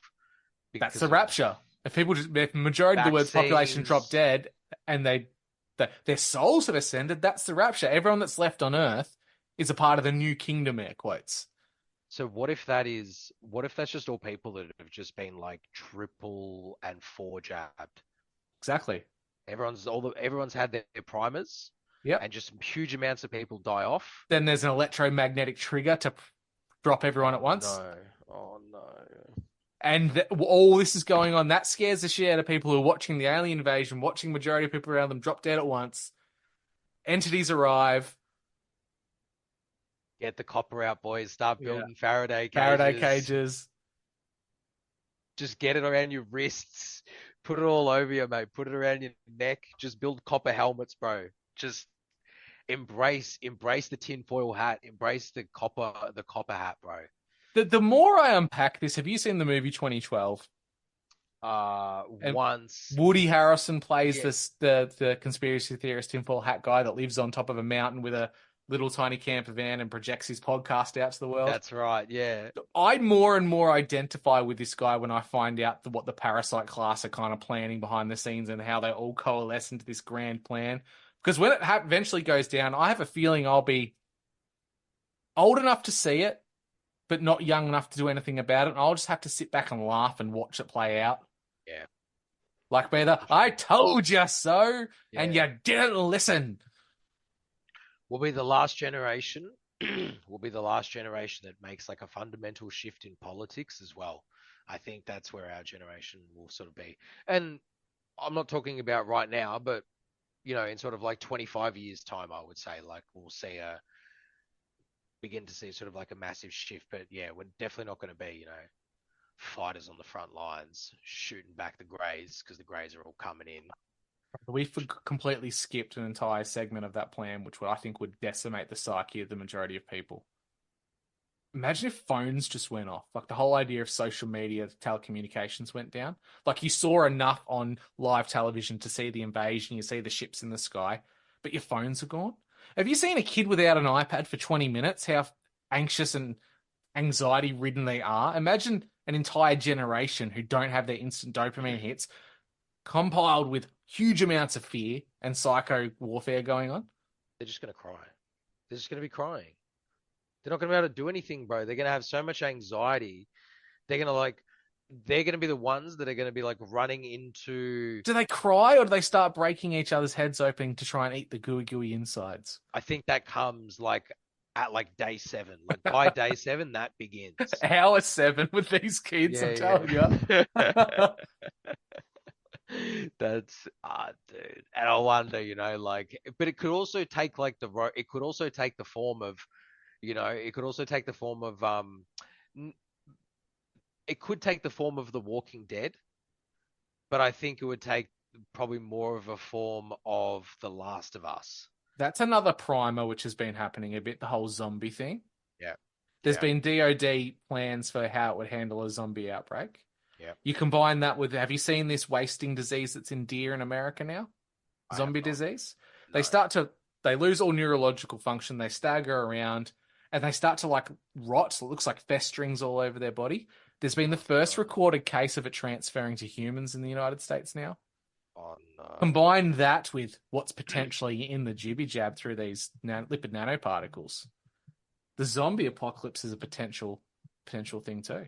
Well, look, if they're like, if the zombies behave like The Walking Dead, I don't think I'm going to have that much of an issue. I think just the main issue is just going to be like the interaction with other people on the road. I think that's like the hot one because you truly don't know if someone's like just a chill person. Like I'd just be myself. I'd just be chill. Like, yo, what's up? I don't have any guns. I'm just trying to survive, just on my road. But then I'll probably get shot because I don't have any guns because the Australian government fucked me. Just imagine living through the end of the world scenario like that. Like you're an unjabbed person yourself. You're going to We'll just have survive because, swords, bro. but We'll you just have you swords. survive the collapse, the worst things, and then you cut your foot and you fucking die of some kind of infection, Oh yeah, that would suck.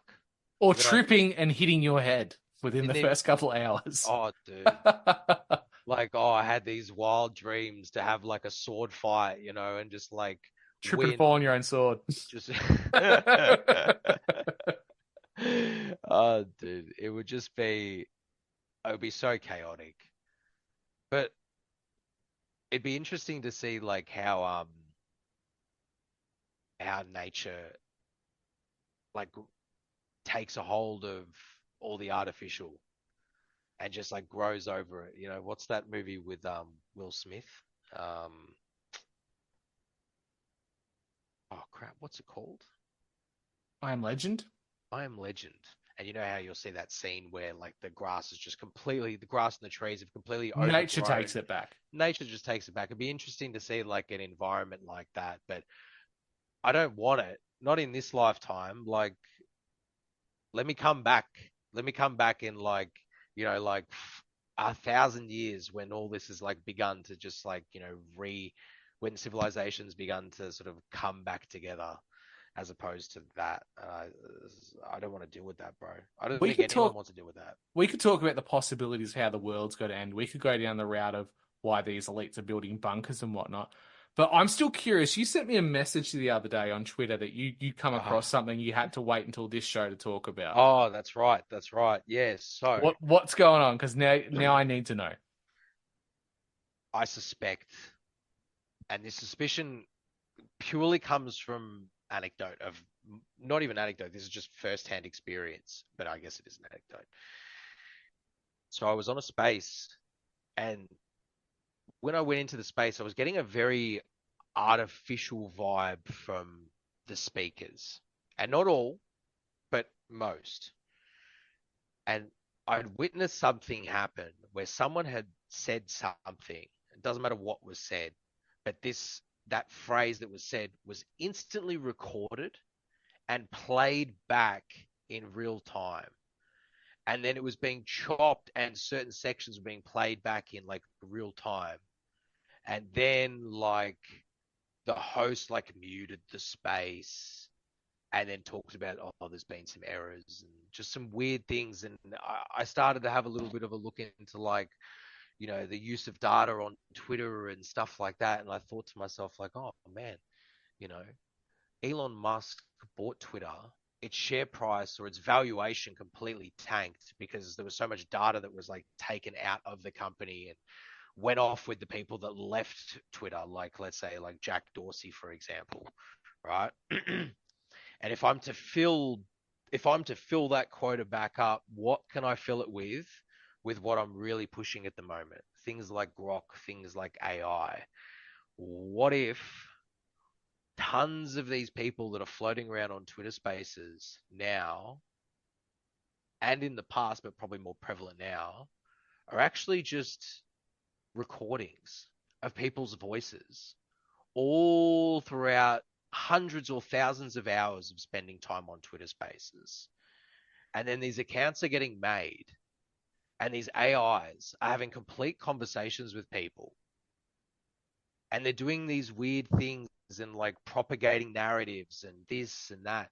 And I truly experienced something of that nature, dude, in this Twitter space. It was very surreal.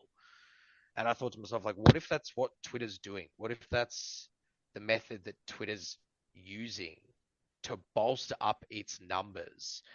Is it's participating in the creation or the utilization of a massive amount of bots that are at least semi-functional AI to the degree that they can have a conversation about the dialectics of political talking points, right? Not getting into the nature of reality or getting into human emotion, but sticking to like very rudimentary, broadened political talking points to like promote narratives.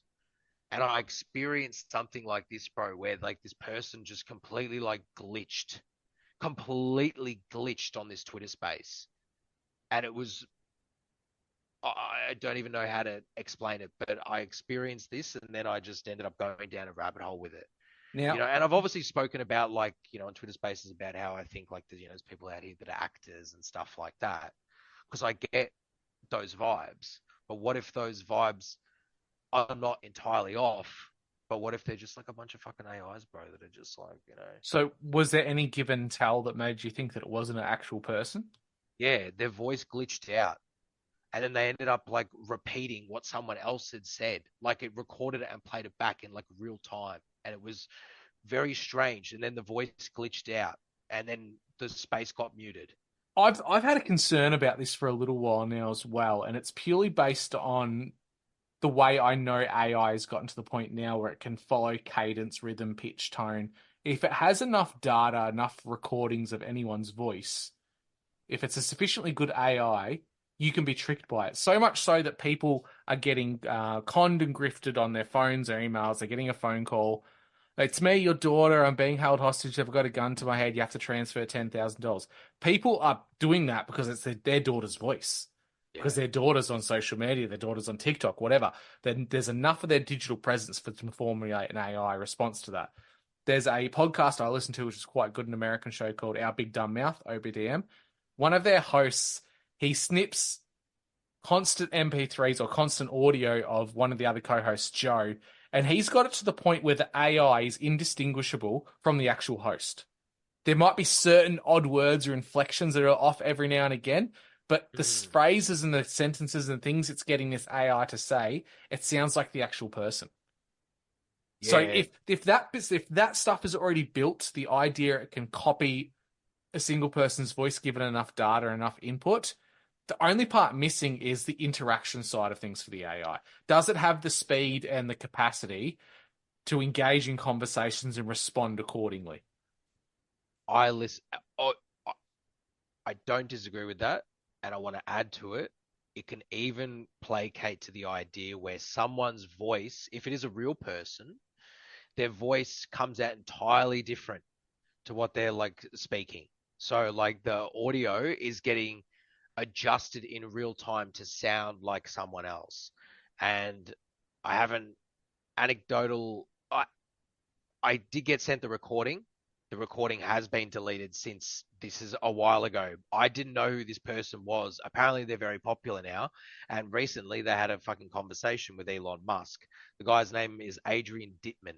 Do you have the recording still? I don't have the recording. Yeah. It was on Twitter. I got it sent to me by someone who was part of On this Twitter? space on Twitter when this Alright. had happened. This is a while ago, bro. This is like 6 months ago, maybe even longer, maybe even like 8 months ago now. And in this recording, Adrian Dittman was speaking, and someone had said a particular phrase. I couldn't even remember it was. It was like the onions are blue, the clouds are orange. Like said a particular phrase, and Adrian Dittman's voice completely changed. Like it went to some like random American guy, like just very standard. And I didn't think anything about it at the time. I mean, like I assumed like, yeah, okay, there's people that are changing their voices, whatnot. But like as my thoughts have sort of progressed in these matters and seen how popular people have got, like this Adrian Dittman, I don't know who he is, but that's not his voice. He's actually using some sort of AI technology that is taking what he's saying in real time, mixed with the data that he already has, the spool of data of maybe like, let's say he's got like 100,000 hours of Elon Musk speaking. And then that voice is like being overlaid in some way, shape, or form on top of his voice in real time through the use of like AGI and stuff like that. It's not out of the realm of possibility or probability. It's actually, you could say it's plausible, confirmed that these things have happened. I assume these things have happened or are currently happening in some commercial way, at least from like a Hollywood perspective, I wouldn't be surprised. So like, why is it out of the realm of possibility that people on Twitter are doing this as well? But it concerns me because you're really like, when people become dependent on the digital social fabric as opposed to the real social fabric, and that digital social fabric is really warping people's perceptual ideas of reality, that corrodes reality at an exponential rate, in my personal opinion. I think that's what it does. Like, even my thoughts on Elon Musk, dude, have like changed in recent years. Like, I used to hold him in very high regard. I don't really hold him in high regard anymore. Like, I appreciate what he's done, but I often wonder to myself, like, is he doing this for the betterment of humankind, or is he doing this to expedite like the Kali Yuga? Is he doing this to expedite like the end days? Like, is he participating in that? And he knows he's because he's not a dumb guy. No, I've always been very sus on him because at one point he was the left's lovable guy. They loved him. He was all about saving the planet and he was doing all these things that were very noble. Then as soon as his politics kind of flipped to what conservatism, he's the bad guy. And then the conservatives jumped on board like, Elon's the best. He's a free speech guy, blah, blah. It never sat well with me in any way. And the more you see him, he's very much a futurist. He's very much a eugenicist in a lot of ways. And he's this idea of he wants to make the blending of man and machine very fine. He goes on Rogan and says, we're already androids because we have a mobile phone. It's just not internalized yet. By the way, have I told you about Neuralink? There's been these political debates in South Africa recently about like the introduction of like an American style democracy into South Africa. And I wonder if that comes in, what if Elon like applies as like a presidential candidate or prime minister candidate or however it ends up? If that happens and he becomes the popularist who ends up winning the presidency of South Africa, you just know for sure he's going to turn South Africa into a Chappie future. You seen Chappie with the robots? Yeah. Oh yeah. That's what it will be. It will be Chappie. For sure, dude. Just have a bunch of because it'll be like Cybertrucks like, driving around and robots jumping out and beating your ass. 100%, because it's like, we need to restabilize like the shift in demographic right now because of the transition of governmental structures, and we've got all these Tesla bots running around pinning people up against the walls, like arresting them, getting out of their Cybertrucks. They're holding big guns. Like, Elon's wearing black. He's got his like fucking Cybertruck boots on. Everyone needs a Neuralink for trackability and security measures.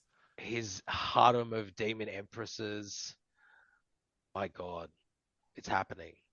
It's happening in real time, bro. It's like, it's right there. It's like, you can taste it. You're like, why are you doing this? Why is it going in? It just feels like it's going in that direction. It might not be. Do you know what I liken it to? It's like we're living in a dystopian novel and we're in the longest first chapter ever written. Oh, shit, yeah. But maybe that's what it is, bro. Maybe our real lives don't begin until the society collapses. And then I got to get in my car. That's when I have my character arc. I love it. I got to get in my car and I got to drive all the way down to fucking Gippsland and be like, bro, I need help. I'm a dummy. I can till the land. I could put up like hydroelectric systems. Quick, we need to do something. I was like, Fozzie, put the sword down. You don't want to trip on that. Yeah, I don't want to trip on it. Exactly. Just tell me, go and collect as much toilet paper from Woolworths as you can. Fuck, man. People just lose their mind when like society has some weird breakdown and some like panic mode. Like COVID and the toilet paper. Like, what a weird combination. People aren't shitting themselves to death. Yeah, I know, but people didn't even go for drugs. People didn't go for, I'm getting the Panadol, I'm getting the aspirin, I'm doing something that's at least at a numbskull's level of medicine. Yeah. This could help. They didn't do that. They went for freaking toilet paper. Oh, shit, yeah, dude. It's so weird because you want it. You need it. No one wants to be wiping their ass with leaves. It's uncomfortable, let alone their hands. Everyone wants that 3-ply, Dude, can you imagine just the prepper that has like an entire warehouse full of toilet paper thinking he's the king, and then the prepper down the road has got a bidet. He's like, I don't even need toilet paper. Yeah, well, that's it. But then that guy that's got all the toilet paper, bro, he's gonna make a market off of it, He man. He's gonna did. start trading toilet paper, bro, for little bits of jewelry, watches, whatever he can get his hands on. Get as Okay, many here's a resources and question for you minerals. then. Collapse happens, doesn't matter what collapse it is, Yeah, yeah, just generalized collapse. love it. You have the ability to get into a Coles or Woolworths, an IGA, whatever it is. Yeah, You have 3 minutes to flash mob, smash and grab and get out, and no one's going to stop you. What would you get? fuck. Can I say all the Haagen-Dazs ice cream before it melts? Well, you got to savor it, right? um, I would probably take all the batteries. I'd probably grab all the batteries and toilet paper. That would probably be, that'd probably be it. Like, I don't really need a concern with like water. Like, I know how to find water. I mean, me personally, I know how to find water. Like, but I've got enough water supply to like at least get me going and then get out to where I want to go and then can get water and don't have to worry. Like, I don't need to worry about that. But I think toilet paper and batteries from a Woolworths. Maybe grab some fruit. Maybe grab a tub of Haagen-Dazs. You A know. trolley's worth of Haagen-Dazs. Yeah, like is it just me or is it like direct flame? If it's just me, I got to rush. It's just gonna be batteries, some toilet paper, and one tub of Haagen-Dazs. If there's a Woolies like $10 chicken, I might grab that on the way. Some Like, rolls and some coleslaw. This is the last can't be fucked dinner I'll ever have. yeah, correct. Like exactly. Like I'm not gonna be like this fucking what else is it gonna be? You know? This is going to sound weird, but the one thing I think people overlook in that situation, pads, like women's pads, because they're super absorbent. If you have an injury, you could use that to cover the injury. Oh shit, yeah. Even on itself, you've got a very lucrative thing to trade and barter with. See, I plan If on there are just women like, that survive, they're going to need them. no, that's true. I didn't think about that. Like I plan like I'm just gonna get all the batteries and just make like a big magnetic generator and then just have my own electricity and then I don't need to worry about anything else. Like that's where my thoughts went. But like yeah, the tampons and like, the pads and the absorbency if I cut myself or like, fall on my own sword, which is highly probable. Yeah, definitely need those pads. I might get some of them as well. I think they're in the same aisle as the batteries at my local Woolies. And then you're running out with like batteries, Haagen-Dazs ice cream, pads, and you're Yeah. pushing past some guy. And he's like, "Oh, that poor bastard's girlfriend's on the period, and she needs Haagen-Dazs ice cream and some pads instantly." That's the end of the world. That poor guy. That poor guy, man. I think it'll be, I mean, we've seen it in like videos and stuff, of course, like how people behave in these sorts of situations. And I don't imagine it would be that different, to be honest. Like, I think people would actually panic.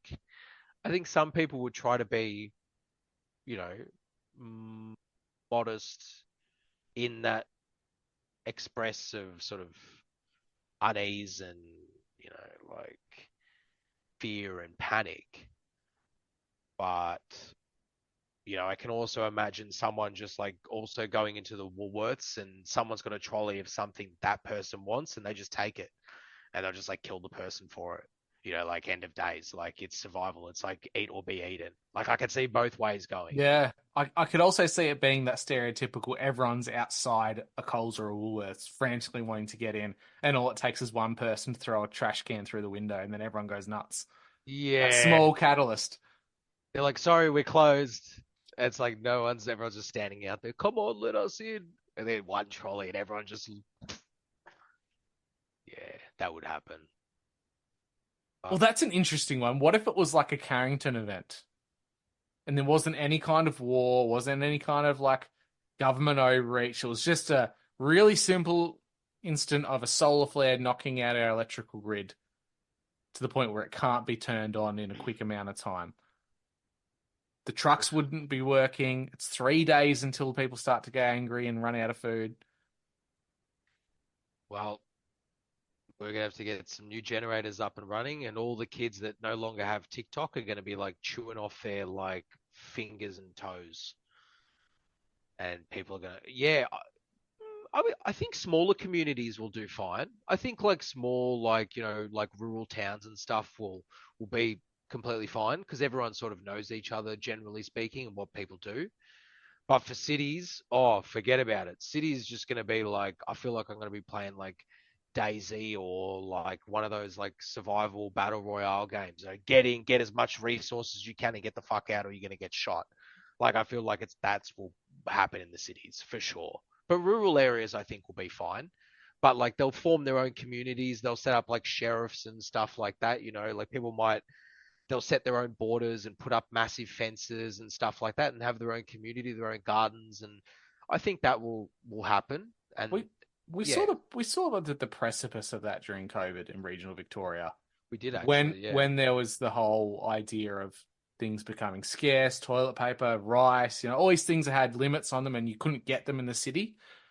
People from Melbourne were taking buses out to regional areas and going to the shops as soon as it opened, buying everything out and going back to Melbourne. And it got to the point where there's a town not too far from me, about a 30-minute drive down the road, where 3 buses from Melbourne pulled up and the locals had cottoned onto it by now because it happened in my town and now they were moving further out. And all the locals got there and they blocked them from entering the actual establishment in the morning. That's wild. Wow. And that was a small little taste of how things could potentially go. And it would go beyond that as well. Absolutely. Like in a mass civilization sort of shift of something happening, like where everyone's affected instantaneously. Oh, mate. That's where I talk to the old man about, like, we grew up watching those types of zombie movies, The Walking Dead, all that type of stuff. And I said, there doesn't even need to be a virus or undead people. If the food supply suddenly stopped, you've got like 5.5 million hungry people in Melbourne. 3 days, bro. You got 3 days. Yeah. Coming out of Melbourne looking for food, and they're going to go to the regional areas. There's going to be walking hordes of hungry, angry people. Oh, yeah. Like, the highways are going to be fucked because people are going to panic. There's going to be car accidents. So because there's a car accident, people are just going to be like, oh, well, we're not going to move. So they're going to either drive around, run people over in panic, or they're just going to leave their cars and go. But there'll be people walking in hordes, man. It'll be wild, dude. Dude, you'll see if something like this happens, and I pray it doesn't. I pray in our lifetime it doesn't, bro, but I feel like it is. And if it is, you'll see a massive migrational shift from the coast to the regional rural areas. You'll see a complete transition. Like the cities will decay, bro. They'll become like fanciful tales, of a generation past, like of a great fucking city of Melbourne that once existed. Now it's like a desolate wasteland for the barbaric hordes of Chadston, that come in and yeah. So anyway, Chadston's a suburb in Melbourne, a town, a municipality, if you will. See, I see Melbourne as an urban death maze, and Melbourne, like a lot of people say, Melbourne is the centre with the skyscrapers and whatnot. But I don't see a deviation of the smaller city councils, which once used to be towns. Melbourne just keeps spreading. It's literally the epicenter of the state, and it keeps spreading like a cancerous thing. It keeps consuming everything in its path, taking up all the viable farmland that could still be used. Instead of building up, we keep building out. That in itself, I think, is an apocalypse. Like, how are we supposed to feed ourselves as a country if we keep destroying our arable food land? Look at that tax that was introduced last year, July 1st, the windfall gains tax, right, in Victoria. It took in 6 regions across Victoria. It took anything that was 2 hectares or more, I believe 2 hectares or greater. That if it got automatically transitioned or the land got rezoned from farmland or agricultural land to residential land, if you fell into these sectors, and whatever the valuation went up by over $100,000, you had to pay a 50% tax up front to the government, to the state government, whether you sold the property or not. And if you didn't have the money, you deferred it, and you could defer it up to 30 years with accrued interest. dude, I think there ended up being like 90,000 properties across. No one even spoke about this, bro. There ended up being like, I think it's like 90,000 properties across those 6 regions in Victoria that changed into residential land. Now, obviously, some are going to benefit. Yeah, well, I get to build more. I get to build property. I can become the property developer I've always wanted, bro. No worries, brother. I get to build up properties. La la la la la. But when it comes to the nature of food production, it fucked food production, bro. It Well, completely fucked it. and this is the funny thing, the precursor to that tax, it existed in my area. The estate I live in at the moment used to be quality farmland for dairy and for beef cattle, right? And the farmer who owned the land that we're on now, it was a rezoning thing from the council that put him into just standard zoning. It wasn't considered to be farmland anymore. It was residential zoning. This guy had a operating farm, and it then completely, just overnight, was taxed to the point where he couldn't operate it anymore. It was gone. The taxing was costing him that much. He had to subdivide and get rid of the property. That's wild, man. They're just building houses down at the bottom now where the old farmhouse was. They've knocked down the old farmhouse. They've moved the cattle runs, and it's all brand new housing. It's wild, absolutely wild. Regions of Cranbourne were affected by this zoning.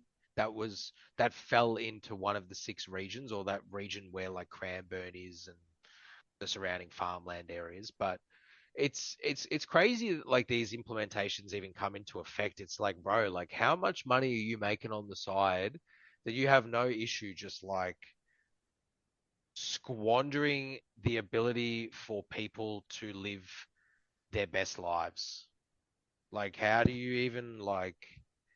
I don't know. I guess this is why I don't sit in like left or right with politics. I think this is why I'm like very centrist. I didn't know what like a libertarian was until Donald Trump fucking came into office. But I've always had like that similar mindset of like very centrist in a regard. Like my sort of thoughts on society are one that functions perfectly with a minimal government, but that government goes out of its way to make sure that society has the best available resources, that the individual can be the best versions of themselves and live completely comfortable without having to scrounge around 9 to 5, be used to that system. I guess this is just my thoughts of like a fan of a world that one day maybe will exist. I don't know. Sounds like Gaddafi's Libya. Yeah, well, fuck. I hope I don't get a knock at the door, mate. Shit. Hillary's chapping at your door. We got him. We got him. It's weird because I know that they make money, and I understand that necessity, desire, and lust to make money. It's greed, bro. It's a sin. Like, you know, like you're adopting that to such a degree that it's not just having an impact on your own self, but also the impact on society. And when you really like tunnel vision into specific like sections of society that you change and adjust through policy that has massive or has huge ramifications on the social fabric or the cultural fabric, it makes me wonder like how you even got in there in the first place. Like how many people did you either swindle? How many lies did you have to spin to get to that point where you can allow these things to even propagate themselves, come into being, you know? And it just baffles the mind. It just baffles my mind, dude. Like, I just think that there's so many people from the political circuit, irrespective of country, that just genuinely don't care. Like, like you said, they're like NPCs, bro. They're fucking zombies. And this is where it comes down to, is it apathy? Is it not caring? Because a lot of people would say, they point out politicians to go, these are the dumbest people I've ever encountered. I tend to think they're actually very smart, and everything that's being done is being done for a reason. I have a feeling they're deliberately making bad policies and making these things happen. It's almost like a controlled demolition. They can't just come out and go, we've got military rule now. They have to allow society to break down to a point where it can happen, and they look like they're doing something in response to it. Like what's happening with the medical industry and this hospital and the ambulance ramping in our state at the moment. our hospital system is on a knife's edge of failing. People are leaving the profession. People are overworked. It's underpaid. It's understaffed. It's on the verge of collapsing. And I think it's operating as exactly as they intended it to. Oh, for sure, bro. Plain as day when anyone looks at it. It doesn't matter what country, bro. Like anywhere in the West, mate, you can throw a dart at. Like the medical systems they're either collapsing or they're like on, as you said, like thin ice, life support, man. Like they truly are. And but even our system of law, even the people that are supposed to uphold the law, right? Police officers leaving in droves, bro. Police across the board, mate. It's crazy how many police officers have left, not just in Victoria, but also in all the other states. Teachers, another one. Like, is this the intent? Like, like what you guys have done? You have unleashed, like you truly have unleashed like Pandora's box on society. Maybe not Pandora's box, but almost feels like a curse on society. Now society is like crumbling. Like its framework, they planted the seed of discontent for the system and the establishment. Oh, for sure. Because you look at the job roles which are having a mass attrition rate at the moment that people don't want to go into anymore. They are the most pro-establishment systems there are. Police, ambulance, nursing, education, medicine in general. No one's really going into it. Yeah. So these professions, which arguably Western society is built upon and requires for its average day-to-day function, supposedly, they're the ones that are leaving. It's not people who have got lost. It's not like builders are just completely leaving the industry. Builders were coerced into taking the shit. Yeah. They're not leaving. They're making money off everything. Of course. They're making big bucks at the moment. They love it, bro. Sure, there might be building contractors and companies which are going under, but that's just creating extra profit for the ones that are still around. Yeah. And then the ones that are still around are like, bro, just keep bringing in immigrants, mate. I just want workers. I just want to keep working. I want to keep. Bring me those Vietnamese tilers. I need them. Yeah, bro. Need those Vietnamese tilers. Need those Afghan carpenters. Like, need everything, bro. It doesn't matter. Give them. And it just fuels this. Oh, it's disgusting. Like when I sort of look at it, man, because I'm just like, I don't think most are doing it intentionally, but I genuinely feel like from the governmental perspective, like there's a lot of intent.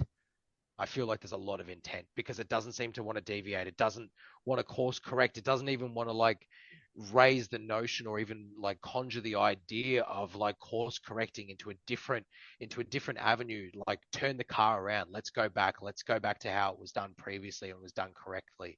It doesn't matter what the industry was or what it is. It's like the country has like really gone into this strange trajectory where we've become the wholesaler of minerals and resources at the behest of like international conglomerates. And that's honestly what it feels like. And it's this weird attack on the middle class that seems to be happening everywhere within the West. Like the wealth of the majority of society is within the middle class. There's the small percentage of the elites which have more than everyone else combined. But still, it's the middle class traditionally which keeps societies floating and stable. Like the idea of the housing crisis in this country, instead of incentivizing the middle class to create more investment properties that are solely for the use of rentals for Australians that need, there could be a system built for that. They're trying to put in taxes that disincentivize people from having extra properties and taxing them out of multiple houses, period. The tax which is going around at the moment, people have a holiday home are getting taxed exorbitant amounts on that to pay off the COVID debt. As far as I'm concerned, that's just a means of, hey, you can't have two houses. You have one and you're happy with your one. Yeah. That's wild because it's even like the Mickleham quarantine facility as well. Like all these expenses, bro. All these expenses. But imagine, instead of saying, like, arguably the government's trying to kick people out of a housing market over a portfolio. Okay, I can get their understanding for it because, you know, they've got multiple houses. They're too greedy and they shouldn't be renting them out as Airbnbs, whatever. Flip it on the other side. Incentivize the middle class. Hey, you're a couple that have some extra equity. You're both working parents. Your kids are at school. Here's a very low interest fixed loan for the entirety of the loan where you can build an investment property that we will put people up in, and we will pay you above rental prices for these people that need. That in itself would have so many people within the middle class jumping on board for that, because they're getting above rental market prices. The government's paying them. It's got a security of a fixed market rate. I think that's more palatable and more incentive than we're going to keep taxing you to the point where you can't actually have that property, so sell it, and then we're going to buy it. Was this like the angle that the Albanese government took with like getting more first home buyers in? Because remember there was like some new plan or some new scheme where the government was going to like own a certain percentage of the house. Yes, yeah. The Andrews government jumped on board with that as well. Yeah. It was something like 15% of your property would be owned by, or your mortgage would be owned by the state. That's crazy. And like, is that in? Is that actually in? That is in. That is. Where in. does that end, bro? It's going to go from 15%. Well, arguably, I know someone who's a manager at Commonwealth Bank, and the people who take up that loan and send on state government tend to be all Indian immigrants. So they move out to regional areas, people who tend to work in medicine. Yep. They move to the regional area. They rent themselves for that period. They build one of these houses with that 15% owned by the government. They go back to the city, and then they rent out that property. So they're gaming the system. Yeah. To their benefit, they're gaming it. They're making it work. Yeah, for sure. But it's not the average Australian in need who is getting these loans for these houses, which they kind of sprigged it and sold it to be. You know, I saw when I was in India, it was actually interesting. I was seeing advertisement pop up on Instagram for people to rent out their vacant land in regional Victoria to actually build little complexes on it, like little mini houses and stuff like that, and rent them out to international tourists, international students. And I was getting all these ads that were coming in. I think because obviously I was like talking about India, talking about Australia, the algorithm was like all over the place. So I was getting these weird ads, and I'm like, oh, bro, like there's complete programs. So like, you know, like rounding this up to, gosh, our first conversation about immigration and nationalism and shaking up the cultural fabric and the social fabric and stuff. It's weird how I've seen where Australia's gone from a multicultural perspective, because I don't think it just doesn't seem like multiculturalism works on mass scale. It might work in microcosm perspectives. So like a friend of mine that's Indian lives in Canada. He's a big advocate for, in England. He's in London, sorry. His name's Adit. He's a big advocate for your cultural faith, like your cultural practices. Whatever host country you're living in, that stays within the house and that doesn't go outwards. If there's something that you've brought, like because you're coming to another country to live, you're supposed to assimilate and adopt those countries' cultural norms, their methodology, their sort of moral, ethical compass, the whole kit and caboodle. But if you do have spiritual faith, if you do have like spiritual teachings or whatever, or particular cultural faiths that extend beyond the idea of government and sort of extends beyond the idea of like race, let's say, you should keep those within the confines of your home. And he's a big advocate for this, and we've spoken in length about it. And I find it interesting because when, like we spoke about, when you sort of muddy the water too much, you're only really left with like mud. Like it has this weird effect on society, and we've definitely seen it. We're seeing it right now, bro. Like, well, protests in the streets for a foreign war. Yeah, it's an odd one. But what do you think about the whole take on Chinatown then? Like throughout the 19th and 18th century, the Chinese moved into Western countries and established Chinatowns everywhere, and they still stand today. But they did, dragon, baby. But they didn't kind of overwhelm or subdue a culture of the nation that they're within. Yeah, China. They went beyond what your example was of your friend. They didn't stay isolated within the home. They kind of built their own micro community, but they didn't go any further. Sure. Yeah. They I feel like with the Chinese, like they love money. Like the gold rush, chase the dragon, baby, like chase that gold. Like I get it, accumulate that wealth. Oh, and at that time, of course, the regulations and policies around immigration, bit loose. For understanding, I'm not criticizing the time. Obviously, that's part and parcel. But like you come over, you work on the gold fields, you accumulate huge amounts of wealth, and obviously there's that, and then those Chinese migrants that ended up staying in Australia and like building wealth there, and then of course you have the later migration from the industrial sort of aspect where we provided huge amounts of manufacturing to China and bolstered up that nation's wealth, and that sort of comes back around. But you're right, they get to a certain point, they I think like the Chinese community definitely have an influence on politics, for sure. I mean, when there's like almost 100 million CCP members globally that are in forms of government, infrastructure, doesn't matter what it is, their thoughts and notions on how society functions are going to be different. And it doesn't matter if they work within a foreign nation. Like there's an ultimate outcome. There's an ultimate outcome of that to be working in that foreign nation as opposed to working in the host country, being China. Um, and I just wonder, like, what can happen, like how, we talk about like society collapsing and this and that, Well, like it let's can just go so many let's different ways, tie bro. this up in a nice little package then, because I think the Chinese played the long game, and it's not just Oh, for sure. politically. I think they played the long game because arguably China has some of the best records of history going back so many dynasties. They know the cycles, they know the way the world kind of tracks and ebbs and flows. Yeah. If you tie it back to some natural type of cycles in Earth to do with the sun and when we have grand solar minimums and grand solar maximums, it kind of changes the growing zones in the world. And what China's currently doing at the moment is not only are they infiltrating governments around the world and trying to adjust or push policy rather, they're also buying up equity in these countries, buying up businesses, buying up ports, buying up infrastructure as always like a means to an end as far as I'm concerned. It's not to just kind of ruin a country's economy or to co-opt it. I think they're doing it so they've got the power if anything happens.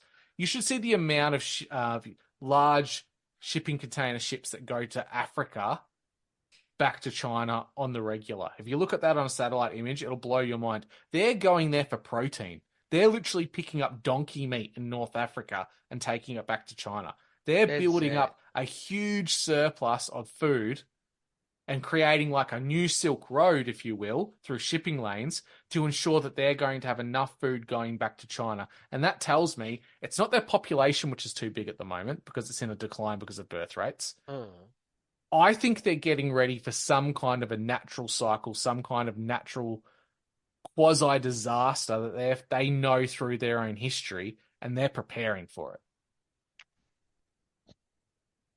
Well, if you believe in the rise and collapse of civilizations on repeat because of natural occurring sort of cycles, whether that's solar maximums, solar minimums, sort of the shift, the flipping of the poles, the flipping of the north and south magnetic poles, these sorts of things, like it's obvious, like, why wouldn't you want to like accumulate and hoard? Like, why wouldn't you want to doomsday prep? People doomsday prep on a micro scale, like, if you, and you're right, China has such an extensive record, has such extensive records of history that it obviously shows them as a people to be sort of idealists when it comes to the nature of thinking macro scale and long spans of time. Um, it's definitely not out of the realm of possibility, for sure. I mean, why wouldn't you? It's donkey meat. That's crazy. And it's protein in general, but they were getting to the point where they were buying donkeys and taking them back. That's Like slaughtered, wild. butchered, live, whatever. They were getting any protein they could get their hands on. Yeah, well, dude, I've seen videos of like, dog farms and stuff like that. So it's, it's not out of the realm, it's certainly not out of the realm, and it's an odd one because they have such a stance. Not stance is not the word I'm looking for. They have such a foothold. The Chinese Communist Party have such a foothold in Western nations and even African nations as well, Middle Eastern nations, pretty much everywhere. That yeah, like what if that's the ultimate like goal, you know? Like build up, you know, while society collapses, you know, like if you look at like a cycle of like society sort of rising and falling, maybe there's this mindset of like, well, while society collapses and goes to the bottom, we're going to be at the top. I don't know. I've got no idea. Maybe it's that natural fourth turning. They see the collapse of the Anglo-American Empire and they're positioning themselves to be the next empire to take over. And I think honestly, they don't want a kinetic conflict. They war posture a lot. They say they're going to take Taiwan, but I don't actually think they're willing to go down a kinetic war. You can see a lot of the warfare they do is psychological. The warfare they do is economic. They're a bit more sly. They can game things out. If they have to wait another 20 years for the American economy to fully go into the crap, I think they're prepared to do that. They find ways and means of propping their economy up to keep it on life support to outlast this. But this could go on for another hour, and we haven't even got onto the topic of India, which we intended to talk about. Yeah, and I'm going to have to cut this one short tonight, man. I'm sorry. No. You're going to have to come back for another one to talk of just course. About India, because I've got a lot of questions about theology and spirituality and ancient civilization, some of the things you've seen over there.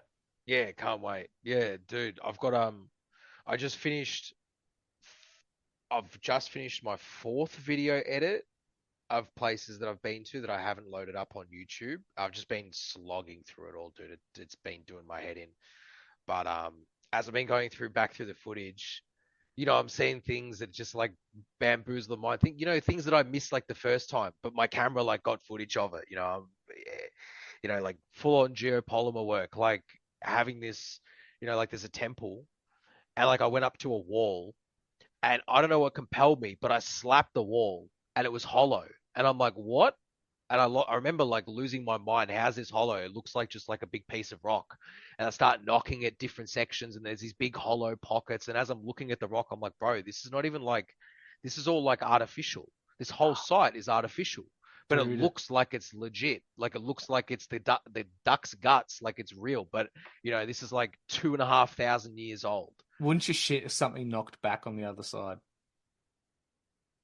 You know, there's been a couple of the caves that I've been to that I've gone through the footage and I've left it in there. I haven't edited it out, like these audio distortions that come in some of these caves. And bro, like you hear some weird like paramagnetic like audio feedback in some of these spots, bro. It's crazy. I didn't hear it. Like myself going there, I didn't hear it. But going back over the footage, you hear it. You hear this, it's when you see it, like, yeah, we could talk about it, but for sure on the next one, I'll go into like sort of my thoughts further into all right. We've got a plan of attack now. We just need to stick to it. Fozzie, yeah. Another great conversation. I love how we can go into schizo kind of conversations and still bring it back to the points we made 5 friggin' hours ago or 6 topics back. We somehow wind it back up together and put it in a nice, neat little package. For listeners, where can they find your work? Where can they follow you? Yeah, so it's just Fozzie the Aussie, Fozzie,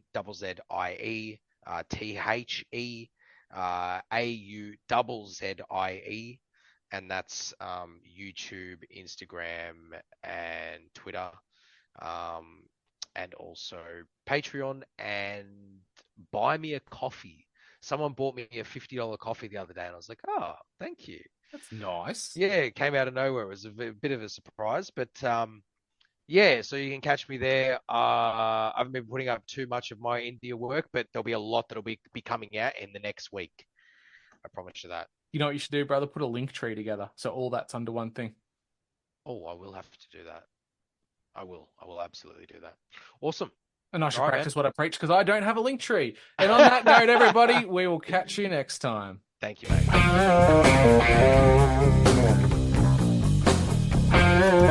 Hey, everybody, it's closing time. You don't gotta go home, but you can't stay here.